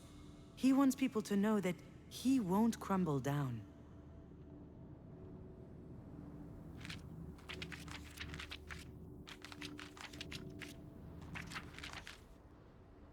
Marie keeps on calling. When the accident happened, Marie knocked her head. She looks like she's better now, but Junon is still thinking that she almost killed her. Her too, she might add. so she's not picking up.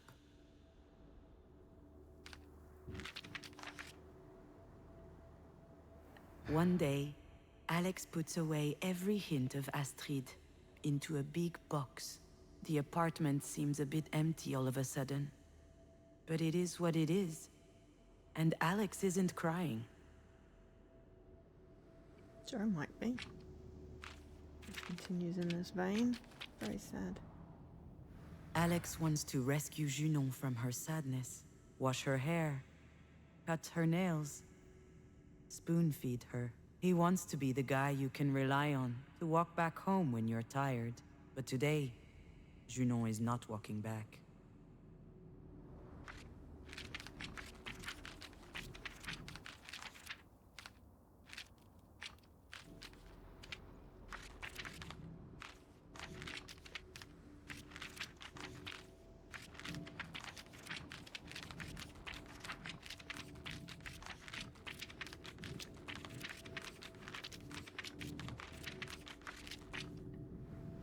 Junon doesn't want to be saved.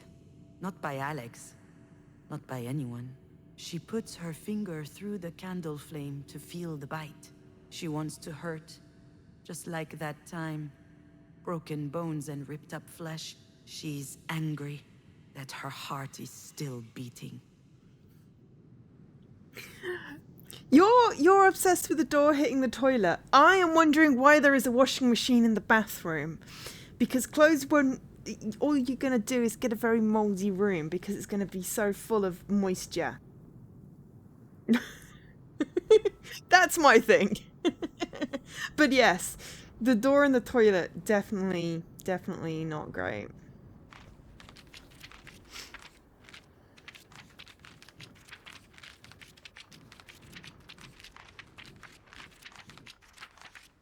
Oops. And then one day... Are you sure you want to know the rest of the story, my little fawn? Doors I hitting hadn't toilets prepared is anything. common. I was just going to wash up. I had closed the door, taken off my clothes, turned on the shower, and I started crying.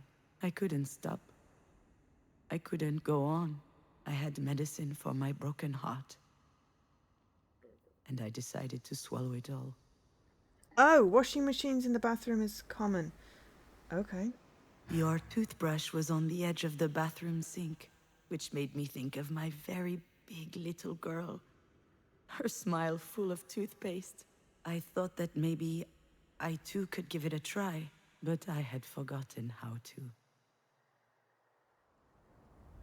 I put those little pills in my mouth, and they tasted funny on my tongue. I just needed to swallow them. And right at that moment, the phone started ringing.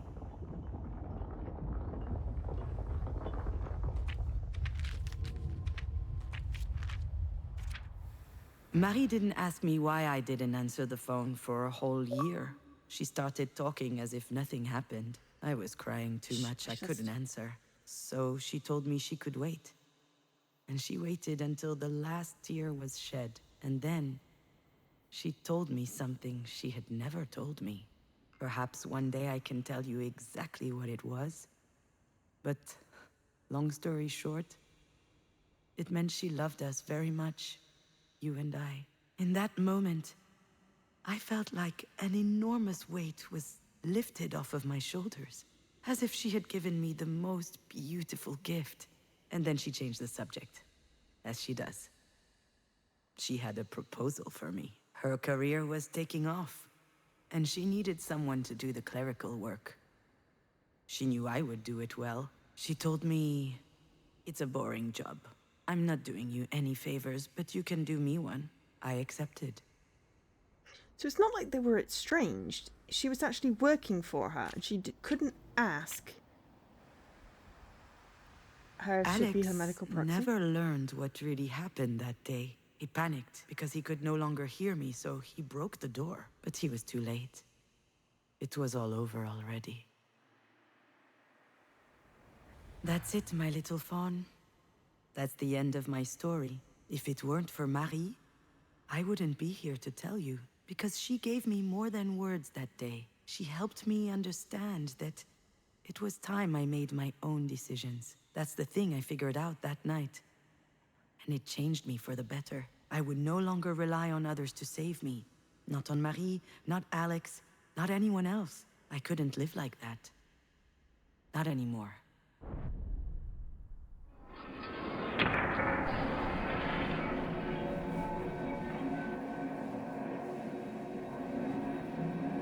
Have I ever not been there for you? He didn't actually understand. He didn't get the dynamic we had and what it did to us. And me neither, actually. Up until today, I lived some sort of a misunderstanding. But it's over. It's true. You were there. Not just when we lost Astrid, you've always been there. I knew that whatever happened, you'd be there. It's not easy to explain why you fall in love with someone. There was no love at first sight between your father and I. We even lost touch after high school. And still, one night we went out on a date, and I immediately knew that it would last. There was something in his eyes. When he looked at me, I felt like he saw something invisible. Something wonderful, something valuable. I couldn't believe, in fact, he was looking at me. I was really anxious at the time about everything. But when I woke up at his place the next day, for a brief moment, the oppressive feeling had disappeared. It happened again when I saw him the next day, and the day after, and then after that, every time we met. In spite of the distance, I felt like I was taking drugs. And it was really good.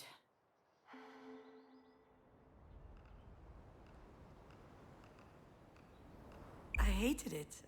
I felt like I could never live up to your composure. I was full of doubts, insecurity, anxiety. I was a waste of your time, Alex. I never thought so, ever. I know. Being with you was a gift. But it had to stop. After Astrid died. You see my little phone? Even when you're gone, you're never very far. Even before, I was just letting you lead me around. When Astrid died, I did what I always do. I leaned on you.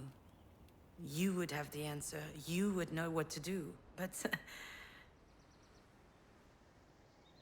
But now, though, I understand. This whole time, your poor dad was fishing out corpses. Not literally. Don't worry, I'm not going crazy. It's just, it reminds me of this story I read while doing research for a screenplay. I wanted to write a social drama. You know, kind of like Ken Loach. I wanted to change the world. I never finished it, fortunately. It probably would have sucked hard. But at the time, this one story really struck me. The story of a guy named Wei Peng, a farmer in the Yellow River Valley who found himself a unique occupation. His cabin is 20 kilometers downstream from Lanzhou, an industrial city that attracts poor folks looking for work. And their life is so terrible that a bunch of them are committing suicide. Young women, especially. Some kids and elderly too. More rarely, but it happens. Every morning, Wei Peng grabs his pitchfork, hops into his small boat, and he searches the river. He's looking for bulky and soft lumps. Most of the time, they're goat carcasses. But every now and then, he finds humans. When Wei Peng manages to identify the body, he sells it. Otherwise, he buries it. Between 500 and 5,000 yuan, depending on the client. I understood why people paid him. It's a horrible feeling not knowing what happened to a loved one. They were purchasing more than a mortal coil. They were purchasing peace of mind. But I didn't get why Wei Peng did it. How can you live with this job? Then I reached the end of the article. His own child died in that river. A kid your age, trying to retrieve a ball in the water. Wei Peng didn't know how to swim. He couldn't do anything. And now I understand Wei Peng. Just as I understand Alex. Some people find it easier to alleviate other people's grief than to deal with their own pain head-on. Maybe that worked for you, being in that position. As long as you were taking care of me, you wouldn't have to think about yourself. Or about Astrid. Maybe I never thought about it that way. Me neither, you know, I only understand this now. Okay, then. Why? If I thought I was helping you, but actually hurting, why did you come back to see me? I really shouldn't have. I don't know what came over me. Okay, but still, it was nice. Seeing each other again, wasn't it? Of course, I liked it too. But it also felt like a farewell. That's besides the point. I don't know why I did what I did. I don't even know why I went to your house. Because you wanted to see me. It's true. I'm telling you, I have no idea why I went. Maybe it was out of habit? I think that's one of the reasons why I fell in love with Alex. His way of figuring stuff out has always fascinated me. I couldn't figure out a character's story arc. He figured I couldn't get in touch with producers. He figured it out. I couldn't live without you. He figured it out. Or he tried. I believe that's why I went to see him last week. So he could figure it out for me. Except I didn't even know what my problem was on that day. If only it were that simple. Anyway, it was really stupid, and I probably hurt you. Come on, Jim, stop that. Last week you were happy.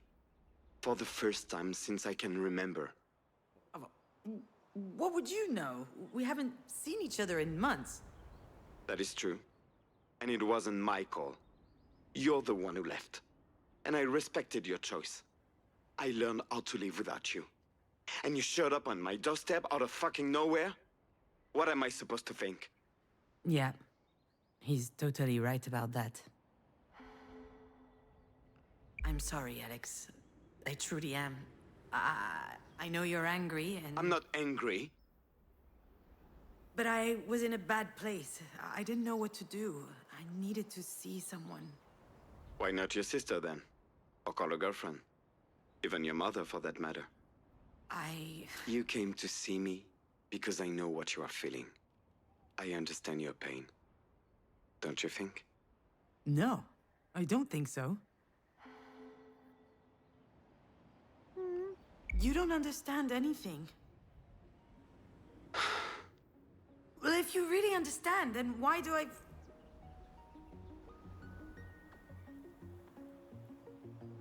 Why the hell do I feel so alone?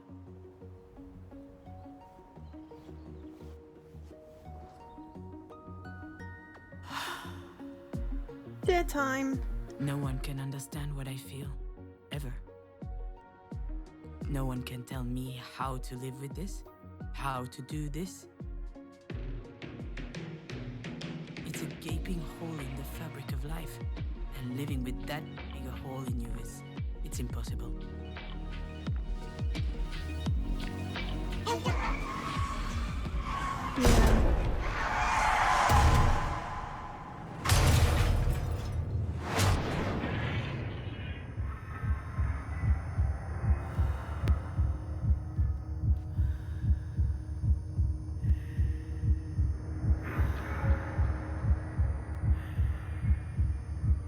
Book.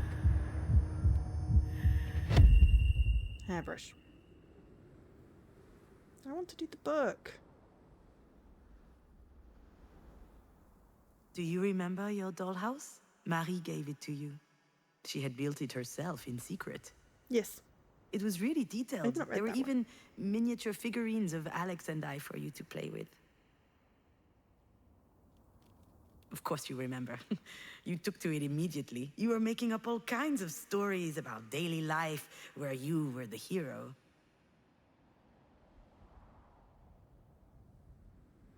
It's true. I did it.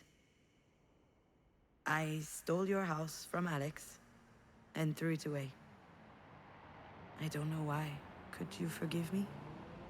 If I had a really good reason? She's probably saved his life. Woot. This is Pauline, your father's new girlfriend. Actually, we've known her since high school, but I haven't seen her in a while. When I went to Alex's house, I was kind of hoping I would get to see her. I was curious. She's a great girl, you know. I'm sure your dad will be. To be honest, I always wondered why he picked me over her back then.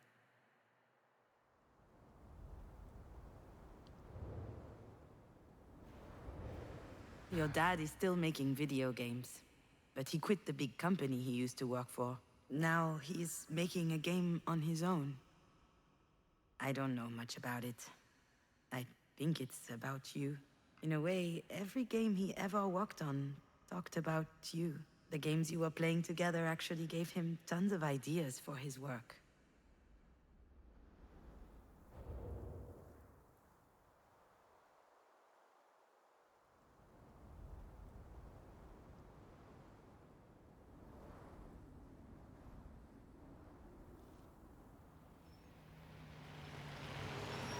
I thought Alex had gotten rid of that house when he cleaned out your room. After you passed, I never wondered where it was. I just forgot about it. Some people say that the dead haunt houses. I was afraid that you would haunt that one. Afraid to hear your voice if I stared at it for too long. Alex moved into this place with his new girlfriend about a year ago. He looked happy. Suburban homes aren't my thing, but I was relieved that he had finally left the apartment where the three of us had lived.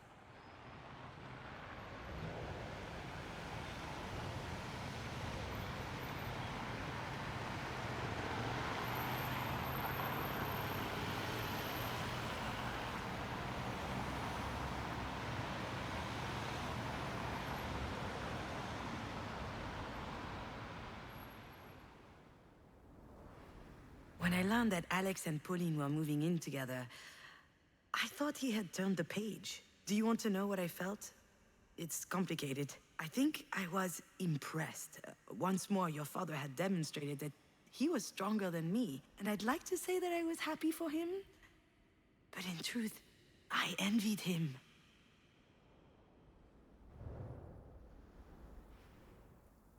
I pictured Alex alone in his office, using his job as an excuse to play with your house. I found that pitiful. That didn't fit at all with the idea I had of him, always moving forward, never moping around. And then I realized that maybe he wasn't telling me everything about his feelings. Your father had everything.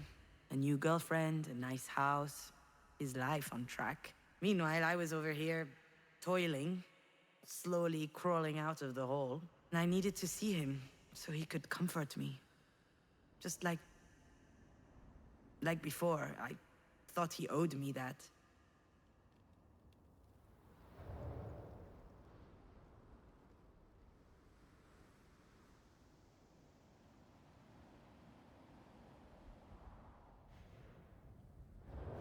He started doing it at work, just so that he could meet his deadlines. Sometimes we did it together. And at that's parties why for it's fun. rated mature. Oh, all right, I know As well it's as the bad, suicide but thing. when we knew that you were coming, we stopped. And that's why I was surprised to see some at his place last week. He tried to hide it, but I laughed in his face. I'm not his mom. Still, though, I thought to myself it was a bad sign.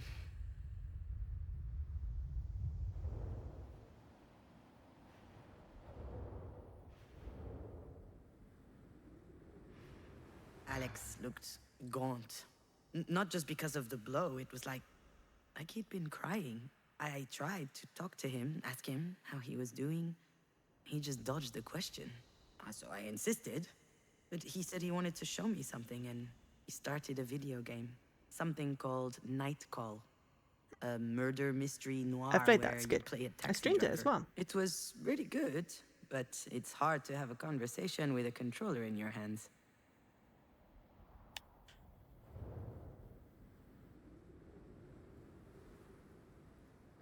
Ah, the writer of this game guest wrote Nightcall. Ooh, nice bit of trivia. I really enjoy. I haven't finished all of the stories of Nightcall, but I've done like the main, you know, murder mysteries bits. Perhaps I threw away that house because I was jealous of Alex's new life. Solved all the In moiders. fact, I might have twice. wanted to show your father what not he all the was collectibles. losing by losing us. Perhaps I threw away that house because I was mad at Alex. His whole stuck in nostalgia thing, I found it incredibly offensive. Perhaps I threw away the house to shake up Alex, to get a reaction from him. Makes So he sense. could be Nightcall was mad also at a me, French so he thing. could snap out of his lurch. French game.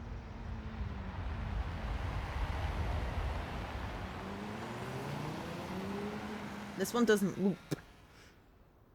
It's a bit Inception-y.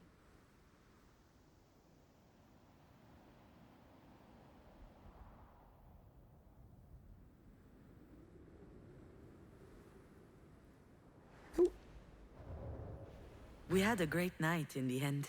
We drank beers, we played, we laughed.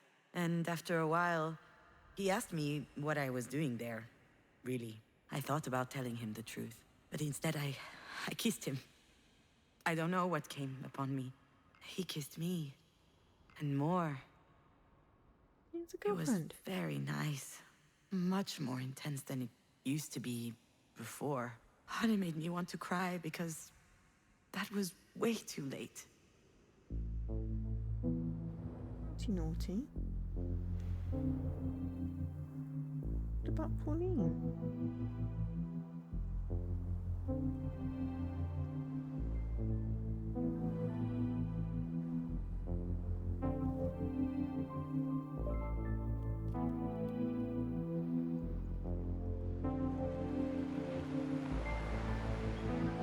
Perhaps I threw away that house because that was my gift to him.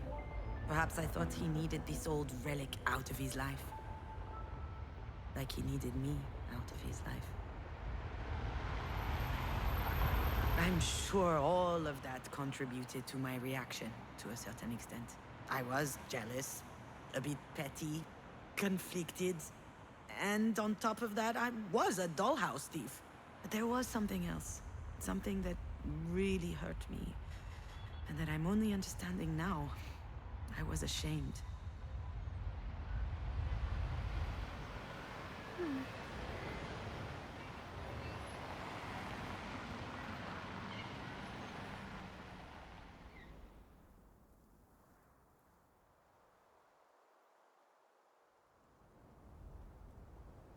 Yeah.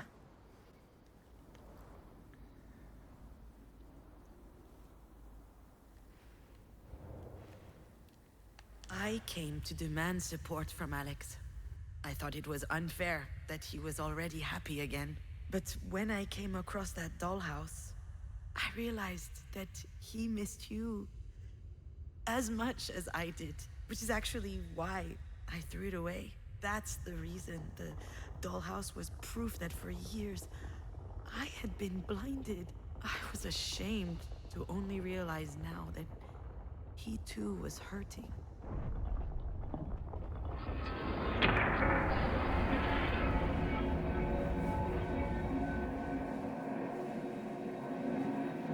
I understand your pain. Don't you think? How is this possible? How did I not realize that he was hurting too? And how come he never told me about it? Well, how about you, Alex? Should we talk about that? What? What do you mean? How many times have we talked about Astrid together? About her death? Dozens of times? Hundreds, maybe? That's because we needed to. I needed that. That was the only thing I could talk about, and Alex was always there to listen to me. To check how I'm doing, to inquire about my feelings, to to ask if there was anything else he could do. And I never asked him any questions. Not a single one. Are you sure about that? What do you mean, am I sure? You were devastated. And you? How did you feel? Silly Dan. Come on, again with this shit. Pauline is always trying to make me talk to. Maybe you I don't need have to. anything to say. What am I supposed to say? There's no way you never felt the need to talk about those feelings. That whole time when you finally got me to calm down and fall asleep? How did you feel? What did you think? I don't know. I can't remember. Why are you dragging this up now? Because I never thought to ask you back then. Well, that's all right. I'm okay. I was okay. Liar. It's not your fault. He's still doing it. He's still trying to protect me all the time. He needs to understand that things have changed. Yes, it is my fault. You were alone with your sadness. But now I'm thinking to myself that it wasn't fair. You know, I just realized something and I'm so ashamed about it. You're hurt too, and that didn't even occur to me until now. I was thinking about you. Not about Astrid? When I was alone at night, I was thinking about what I needed to do to help you get better. That's all I thought about. You needed me. That kept me going. And now that you're no longer here... I lived in fear of everything for a long time. Fear of making the wrong choice, fear of making mistakes, fear of not being good enough, not smart enough. And Alex was an antidote against all these fears. At least, as long as they were all in my head. But you know, since what happened to you, I haven't feared anything. Perhaps because I don't have much left to lose. I can take care of myself. You were the best support one could hope for. And that's why I now feel confident to do it on my own. You're free now. Free from what? Free to face your own emotions and deal with them, to heal your own pain.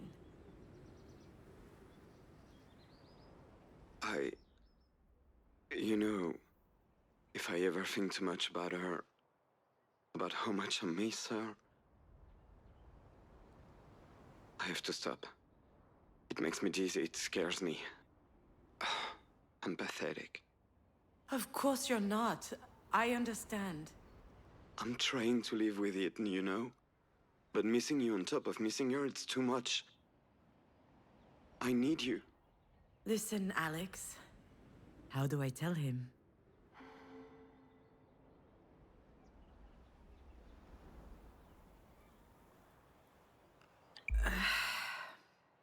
It was very nice. But it was also completely stupid. Don't say that.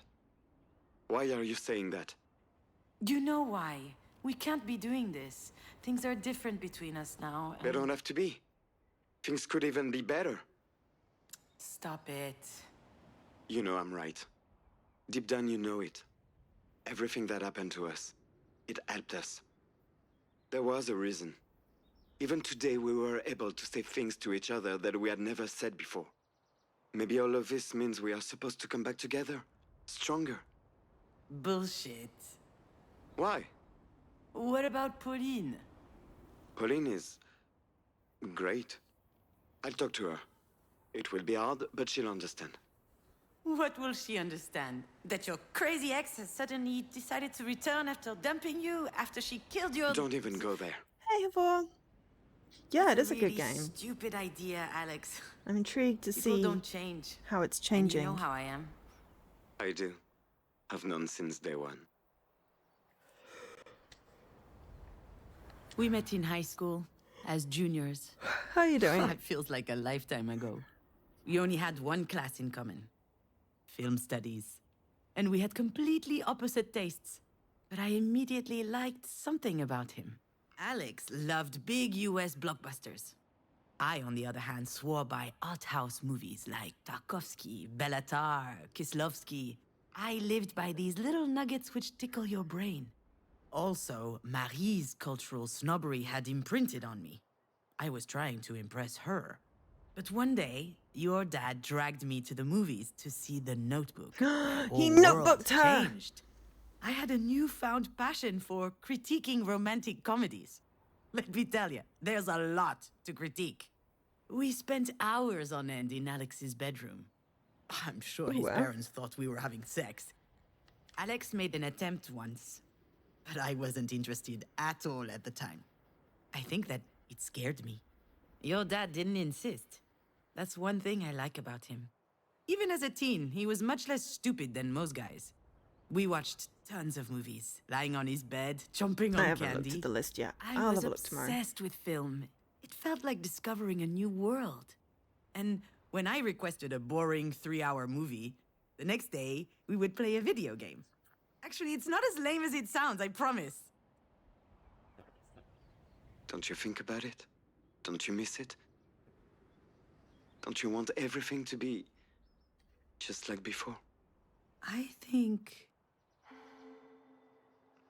Yes, I think I do. It's not too late.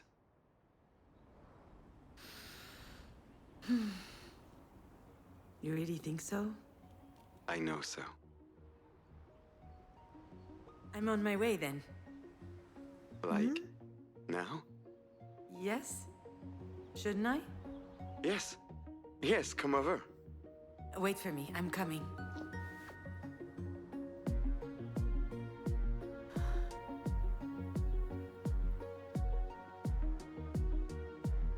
Why not? Because it's After not all, healthy. Why not? Maybe he's right.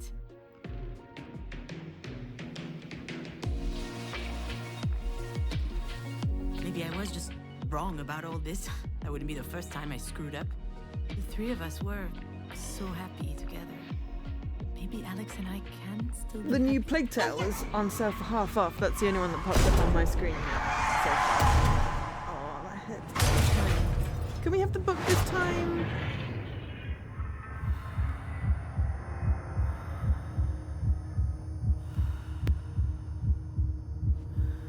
Toothbrush, compact hairbrush, book, lighter, book. Yes. Okay, we'll do the last. This is the last one because it's you know, not wanting to fall asleep on strain, needing to get to bed. Okay. You know, my little phone, in life, you only have two ways out. Either escaping or disappearing.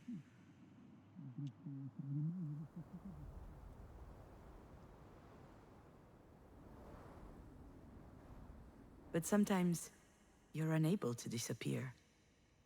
And escaping from yourself, well, that sure ain't easy. Yay, level 1. Aww. Oh no.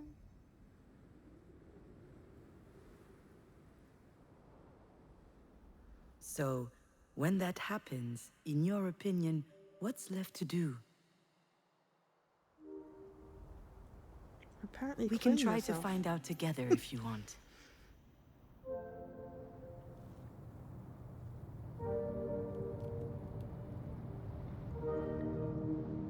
Oh, it's just a good fuck. It's got stars.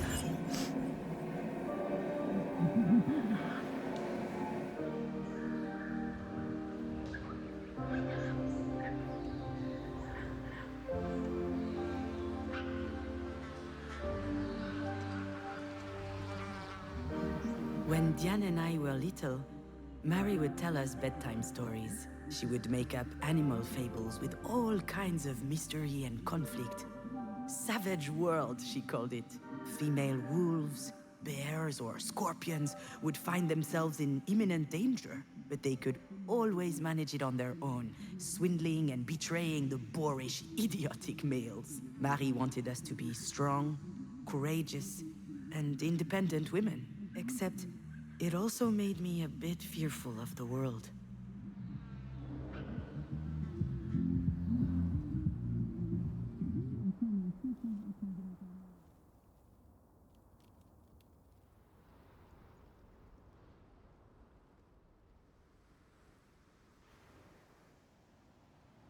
Alex gifted me most of these books. It started as a joke, but as time passed, there were more and more. Every time I had an issue, Alex would find the book to address it. Some of the worst titles, too. How to Win Friends and Influence People, The Subtle Art of Not Giving a Fuck, Who Moved My Cheese? I was reading them casually, but they still helped me move on. Alex would call it the emergency library. Every problem has a book, he said. But when I found myself alone, the library didn't work anymore.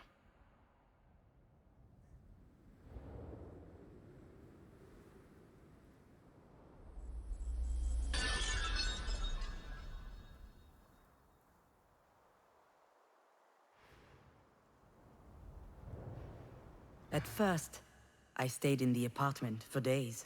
I wouldn't go outside.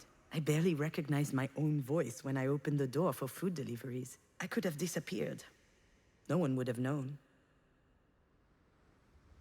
Yet, amid the silence, if you listen carefully, you can hear some things. The air traveling through the lungs, the bowels gurgling, the teeth grinding, even a heart beating.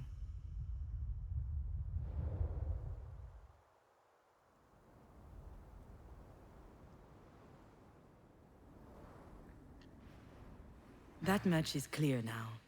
In fact, Alex and Marie are like two sides of the same coin for me. Alex was my crutch, my unwavering support. I came to believe that I would crumble without him. Marie was a model of strength, of courage, and determination. Everyone admires her, but she is completely unattainable. And I was dependent on her as much as him. Unable to manage on my own, but that was before.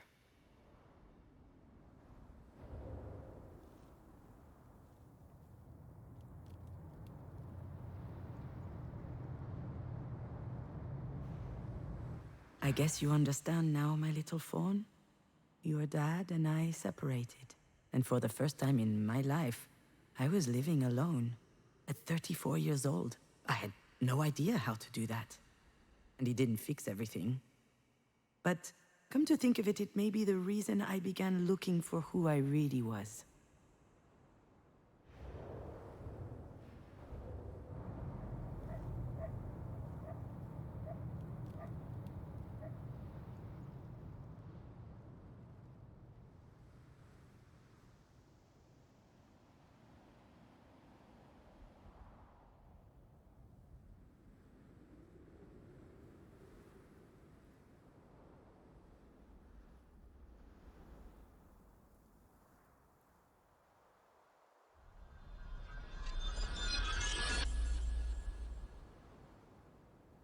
Reversed unbreaking is an interesting noise.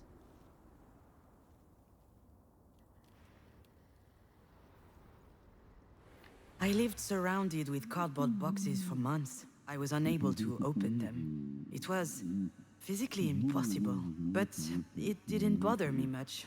I've never been a homemaker anyway. Also, if I had an off day, I could always blame it on those boxes, instead of blame it on the life that was put away in those boxes.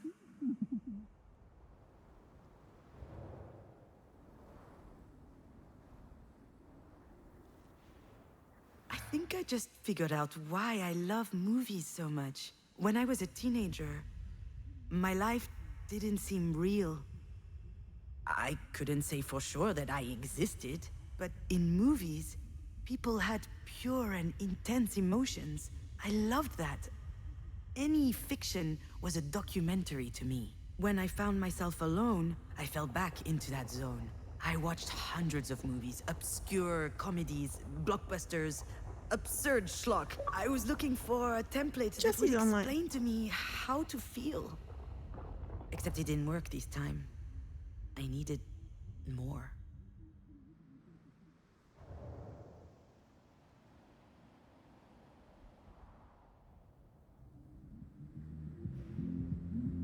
From the day you died, I had been sleeping a lot. I was still tired when I woke up, but at least it passed the time. Then everything changed. Sleeplessness kicked in. I spent my nights trying to understand, what am I still doing here?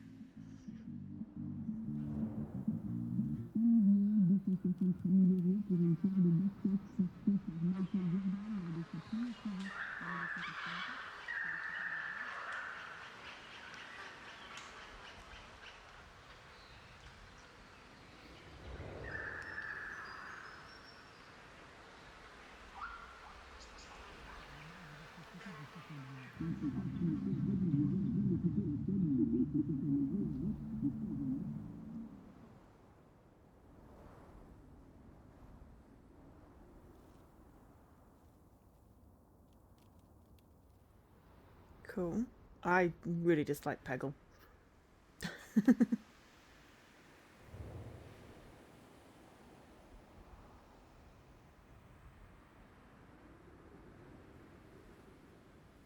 Do you remember this cup? Every morning you would drink your hot cocoa from it. I had to take it out of the dishwasher so many times. You wanted nothing else. It was in a box for a while. I thought about it, sometimes when I thought about you. It was there. One day I pulled it out of one of the boxes. I wanted a hot cocoa, and it slipped out of my hands.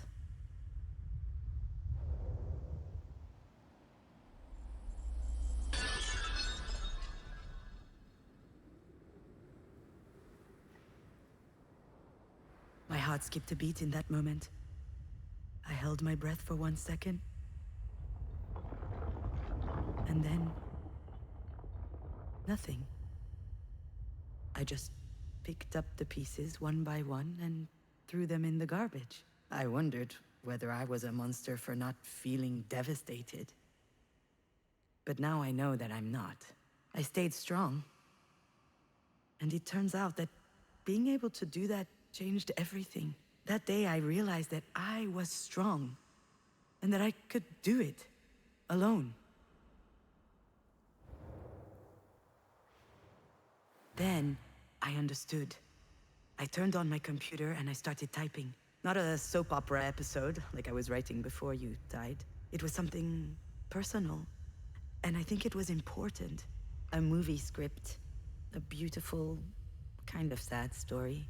It could be a nice feature if I ever finish it one day. I was surprised to feel the desire to write. But now I understand how priceless it was. It allowed me to switch roles. I was no longer the grieving mother, or the young divorcee, or the daughter of. I was writing. I was becoming an author. I was inventing a reality that was just as valid as another.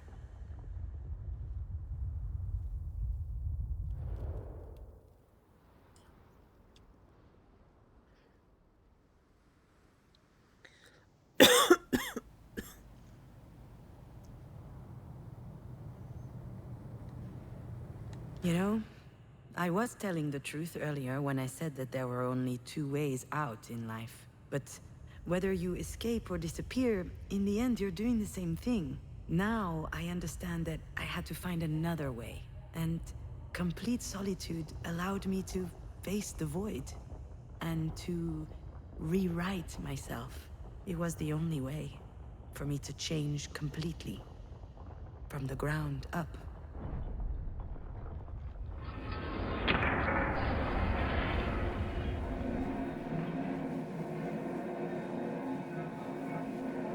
Don't you want everything to be just like before? Alex and I can reinvent ourselves. I know that we can. But that's going to require a lot more work. I would love for things to work out that way, Alex. Just like in the movies. But the scene when they get back together, the happy end, we all know that's not happening. Too bad. You're at least as sexy as Ryan Gosling. Yeah. And I definitely have better abs. I noticed that the other day. Is that new? See? You're missing out.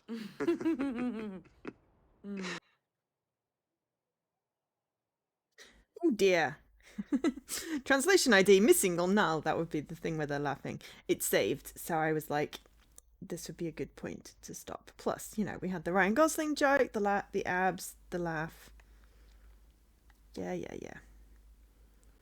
Open most recent file, start new. Okay, so we're halfway through. Pretty much exactly halfway through. So we have the do we do one more stream? Do we finish it off stream? I mean, I really should stop going, I'm going to finish this on stream, because then I just end up with a huge queue of games, and I already have a huge queue of games. So I'm going to go with, if you're enjoying this one, or if you want to find out what happens, you can buy it. We got 4 achievements today. Yeah, I'll just pick something else. We've got 4 out of the 12 achievements, but we're halfway through the story. I think there's like 3 different ends, but you can reload the ends. Coming of age story, vengeance movie, happy ending. Excuse me. And I'm not going to reveal the secrets. I've got the hiccups. That's annoying. But we've been going 2.5 hours. That is The Wreck. Published and developed by the Pixel Hunt. It's an ID at Xbox game. Thank you very much to ID at Xbox for the code for streaming purposes. Fits in quite nicely. 2.5 hours. It's a 4 to 5 hour completion. This came out 14th of March 2023. As I said, we have a huge chunking list of games to play. I really enjoyed that one, and I shall play more off stream. If you want to buy it on Xbox, it's £16.74 or $19.99. And as Leaky just put in the chat, it's available on Xbox, PlayStation, PC, Mac, and Switch. So yeah,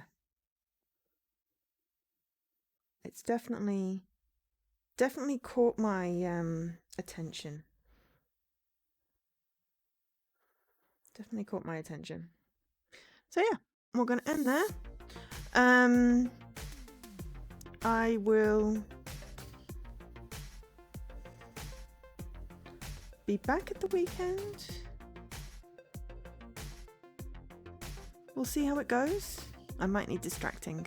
So we're probably 2 streams. Yeah, back at the weekend unless otherwise noted. Exactly, Jessie.